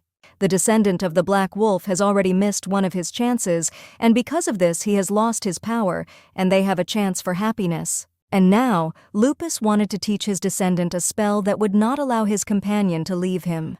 Hoping that Lucas would listen carefully, the wolf explained everything to him in detail. Now, the hero had to do what even the Black Wolf could not do. After all, he was none other than the proud descendant of the Grey Wolf standing in front of him now. Hoping that Lucas would grant his wish, Lupus decided to end their conversation there. Wanting to know something else, the hero stretched out his hand to the wolf, but after a second he opened his eyes again in his bed. Sitting down sharply, he tried to catch his breath, putting his thoughts in order after what he saw. Turning his gaze to Layla and seeing her fast asleep, Lucas did not understand how she could have died by mistake and what had happened to her in the first place. And since Theobald was a stream of black wolves, could it be that her fear of the crown prince had something to do with it? Taking her by the hand, he did not know where she was or what she had experienced before coming to him. Looking at her, the hero realized that unlike Lupus, he could not consider her misfortune as his chance. Therefore, the Duke will certainly try to make sure that meeting him becomes a chance for her, and he decided that he would fulfill the Grey Wolf's wish, but only for the sake of Layla herself. The next morning, Jessie hurried to her mistress, trying to make it as quickly as possible. The maid brought herbs that help with swelling and take care of the skin. At this moment, the heroine was already lying on her back, and a warm, damp towel was placed over her eyes. Now, Layla felt much better than when she had just woken up, for which she was grateful to her maid. This morning, Jessie saw her without makeup, and all because the girl's eyes were so swollen that she couldn't even open them. Therefore, she immediately let the maid in, clarifying that what she saw might seem a little strange to her. However, the only thing that surprised Jessie was how swollen her mistress's eyes were. But when she came to her, she was already expecting something like this, so she brought a hot, damp towel in advance, and the second time she ran for herbs. Layla was surprised that the maid's reaction was not too bright, and if her eyes were so swollen that it was really invisible. So now, when Jessie came for the second time, the heroine decided to find out directly. Wasn't she surprised to see her without makeup? Smiling, the maid decided that from the moment she first saw the heroine, she became more and more beautiful. Laughing, Layla thought that Jessie was the only one in the whole country who chose her words like that when communicating with her. However, the maid said it sincerely, and she didn't understand why the mistress put so much effort into applying makeup every day. In her mind, Layla thought that this was where her creative streak manifested itself. But she decided to answer that she just wanted to meet someone who would genuinely care about her and see the real her, not just her face. Because surely those who get close to her just because of her appearance will end up making her unhappy. The heroine did not want to live and be beautiful only in the eyes of others, so it was a kind of her own rebellion. Whatever her appearance, the girl wanted to live the way she wanted and feel beautiful because of this. After listening to her, Jessie decided that in fact, there was no other person in the world like her milady. The heroine was not sure whether the maid praised or scolded her with such words, but as it turned out, it was still praise. Suddenly, Vincent's voice was heard from behind the door, who had come to notify the lady of the guest's arrival. Layla was very surprised that someone came unannounced, without even notifying her about it. As it turned out, they were visited by the Duke's maternal cousin, Hilda Hugh Estrada. Layla also learned from the butler that the lady had come only to see the new Duchess. Even then, it was worth understanding that when you become a family with someone, then you will have to deal with other members of his family. Meanwhile, the Duke was on his way in a carriage on urgent business that brooked no delay. Michael went to school, and instead of staying with Layla, he left her alone because he was away from home because of the Council of Elders. The council was made up of people who, as vassals, had long helped with the administration of the affairs of the Duchy of Montefeltro. However, the times when they were loyal to the Duke's family are far in the past. The current council was more of a pack of hyenas, where everyone thought only about how to snatch a bigger piece of power. These people are sure that Lucas owes his success only to them, and no matter how much he tried to do something useful, they always criticized. When the little hero came into inheritance after the death of his brother, they jumped for joy. For the first few years, Lucas could not do anything on his own at all, which they safely used. And naturally, this applied not only to official affairs, but also to personal life. After all, as soon as he finished with his business, everyone immediately began to take him to lessons. Just thinking about what was happening in the past gave the Duke goosebumps. And when they find out about marriage now, they will definitely be beside themselves, and especially this person. In order for Layla not to encounter them, it was worth dealing with the Council of Elders as soon as possible. Just one document, and he could put pressure on them or even dissolve them, but due to constant busyness, there was always not enough time. As he sat across from him, Owen decided that his master had done a very good job. When they were done with this matter, there would be no need to go to the Council of Elders or secretly investigate their activities. In addition, judging by the view from the window, they have already arrived at the right place. At the request of the Council of Elders, he came to the new jewelry shop to greet the master of the imperial family. However, it was not until he got out of the carriage that Lucas immediately suspected something strange. There was no shop in this place, and there was no one at all, which looked extremely suspicious. The assistant immediately assumed that there might have been some kind of error in the schedule, but after checking, the time and place turned out to be accurate. Suddenly gloomy, the Duke suddenly laughed, shocked by such impudence. Turning to the coachman, he decided to borrow a horse from him for a while. Jumping on his horse, he gave orders to Owen, who needed to collect all the documents, evidence, and witnesses and bring them to the castle. At that moment, the assistant suddenly realized what conclusion the master had come to, which caused him to fall into a stupor. Most likely, the council had already heard rumors about the marriage, and they thus dragged Lucas out of the house to meet Layla in person. After bowing goodbye to his master, Owen decided to prepare everything in the best possible way. Having sent the coachman to look for a new horse, the hero reproached himself for not being able to foresee such a trick.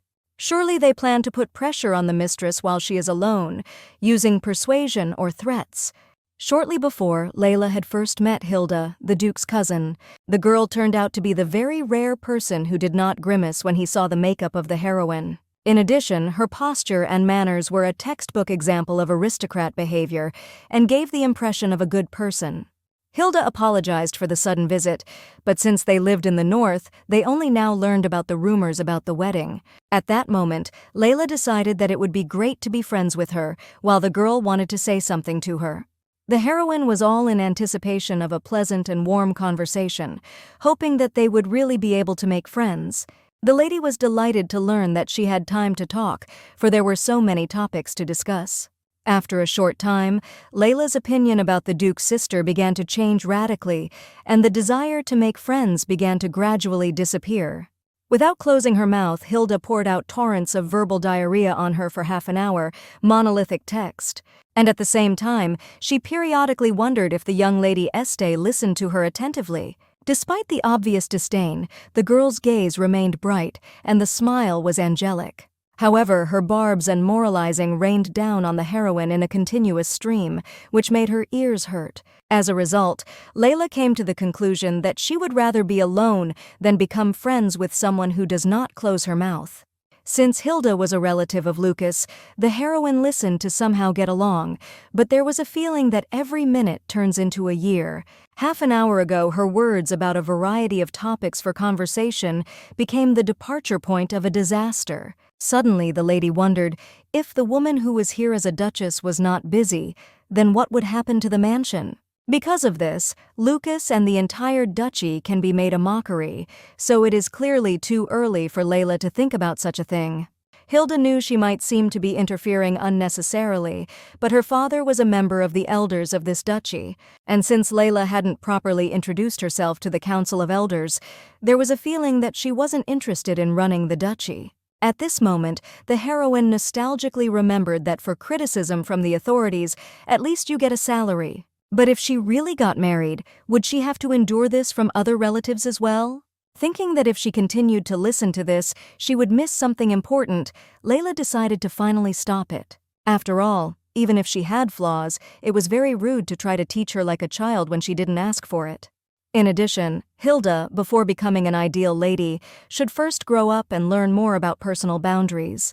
There was no malicious intent in her words, so she listened attentively, but it was rude to make so many remarks to someone you saw for the first time. However, the lady considered it her duty to point out the shortcomings of others, although many do not accept this because of pride. Hilda thought that Layla, like Lucas, would be ready to listen to her words and improve, but she was sorry that these expectations were not met. She was not sure that the Duke would be able to endure her uncouth character, because he had been a weak and fragile child since childhood. Although it was frustrating, if Lady Este really cared about Lucas, she would surely make this decision. However, Layla was sure that this was not a topic that she should discuss with her. Even if they had known each other since childhood, it was extremely rude to call a stranger by his first name, and not by his title, in front of his future wife. But Hilda did not see this as a problem, because the heroine would never become the wife of a duke.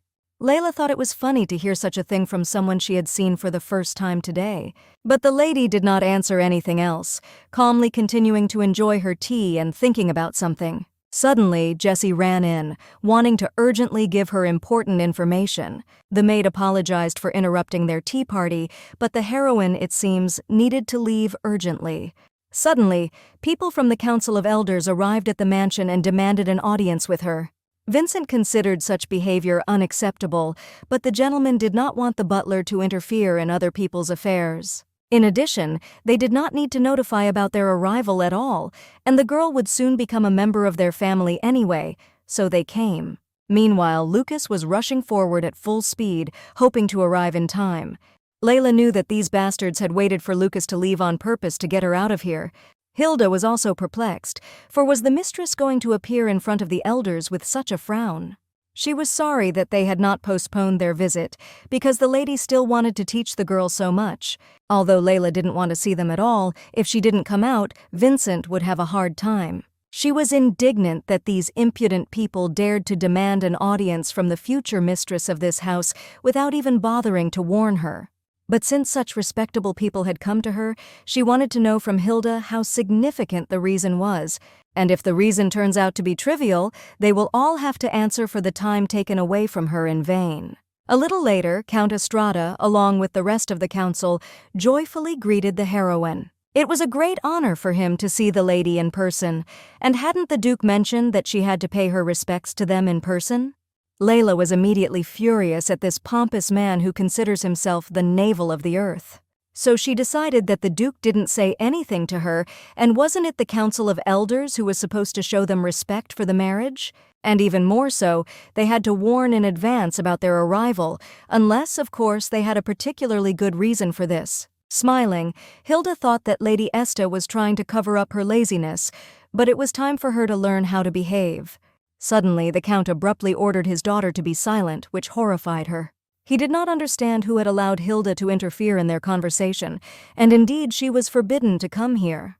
The girl obediently apologized to her father, and the heroine realized that they apparently had a rather bad relationship. The Count remembered that Lucas had just gone through a coming-of-age ceremony, so they had to guide him and help him with everything. At this moment, Layla was very curious why Lucas was in no hurry to introduce her to this guy. He deliberately takes a paternal position, as if Lucas is still an unintelligent child, and tries to convince the heroine of his kindness. However, the true motives of the old man were betrayed by a look filled with contempt that could not be hidden. Therefore, she realized that Lucas did not introduce her to them out of distrust, but only wanted to protect her from problems. Although Layla would have preferred to avoid this meeting altogether, but since it didn't work out, then she will have to play her role. First of all, the Count spoke about the Duke, and not about the young Lucas, and the heroine was his legal wife recognized by the Emperor himself. So he had to show respect and lay out the essence of the matter, which Layla hoped would prove to be significant enough. Previously, she would have simply locked herself in a room and pretended that she was not at home, as she did not want to interfere in such political games. Not expecting such pressure from her, the old man was indignant that this girl dared to talk to him like that. They thought that the Duke had already regretted his decision and wanted to break off the engagement. And in general, he did not understand how a girl from a small baronial family, with such a nondescript appearance, could become the mistress of this house. Although it was disgusting, the Count decided to try and not spit poison in return, because she did not even look like a lady with such an appearance. Vincent tried to stand up for the mistress, but the old man reminded him that he was the one who hired him. He considered himself the king of all the North, who had raised Lucas from the cradle, and some girl would not be able to take over as Duchess without his permission. In addition, the Count did not understand where the Duke himself disappeared, because was he really so absorbed in affairs that he was unable to devote time to them? Tired of all this nonsense, the heroine abruptly ordered him to stop chatting his tongue. She was the mistress of the house at the moment, so she could not allow him to talk to her like that. In addition, a member of the council is obliged to respect his master, even if he is still young, but instead behaves very rudely. Not wanting to endure this any longer, the Count grabbed the heroine's hand, which horrified his daughter. With a chuckle, Layla wondered if the etiquette of the Estrada family allowed a noble lady to be grabbed and threatened. Deciding that she had gone too far, the old man wanted to teach her a lesson by waving his hand. While Hilda unsuccessfully tried to convey to her father that this was too much, Layla mentally prepared to file a complaint with the court. At the same moment, Lucas suddenly appeared in the doorway of the mansion, confusing everyone present. Before the Count could strike, the hero twisted him on the floor, twisting his limbs. Another member of the council, shocked by this, tried to calm the Duke, not understanding what he was doing. Squeezing the Count's hand, the hero did not understand whether he had now allowed himself blatant rudeness. Is this after they lured him out of the house to pull off another scam and dared to raise a hand against his wife? The Count decided that Lucas had no right to behave like that with the elders, after which the Duke decided to clarify how long they would remain elders.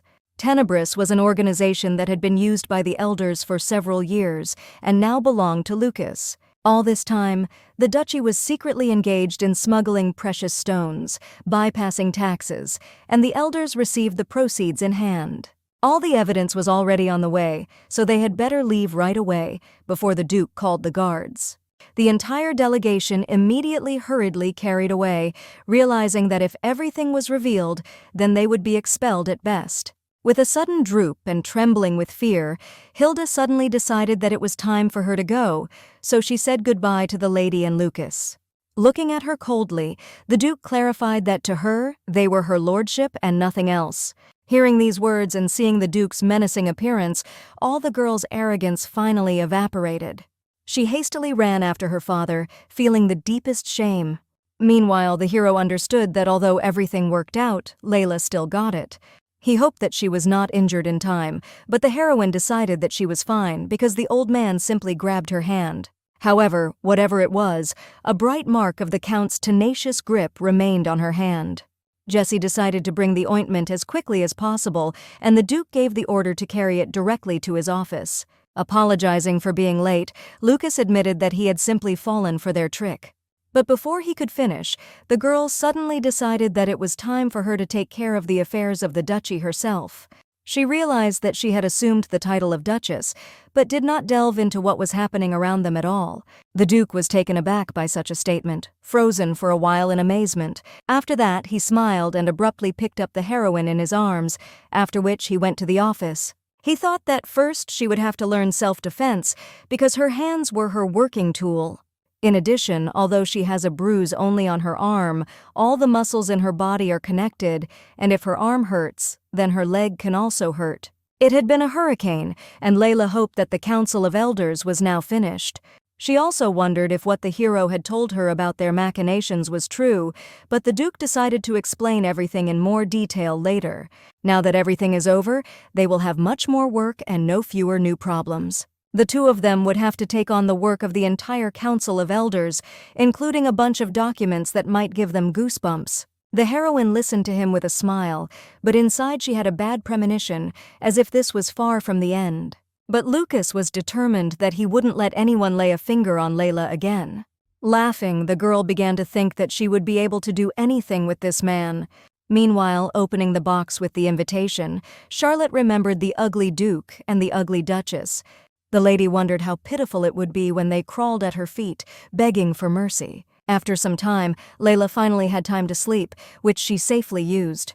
Closing her eyes and instantly falling asleep, the heroine suddenly woke up and jumped up from her seat.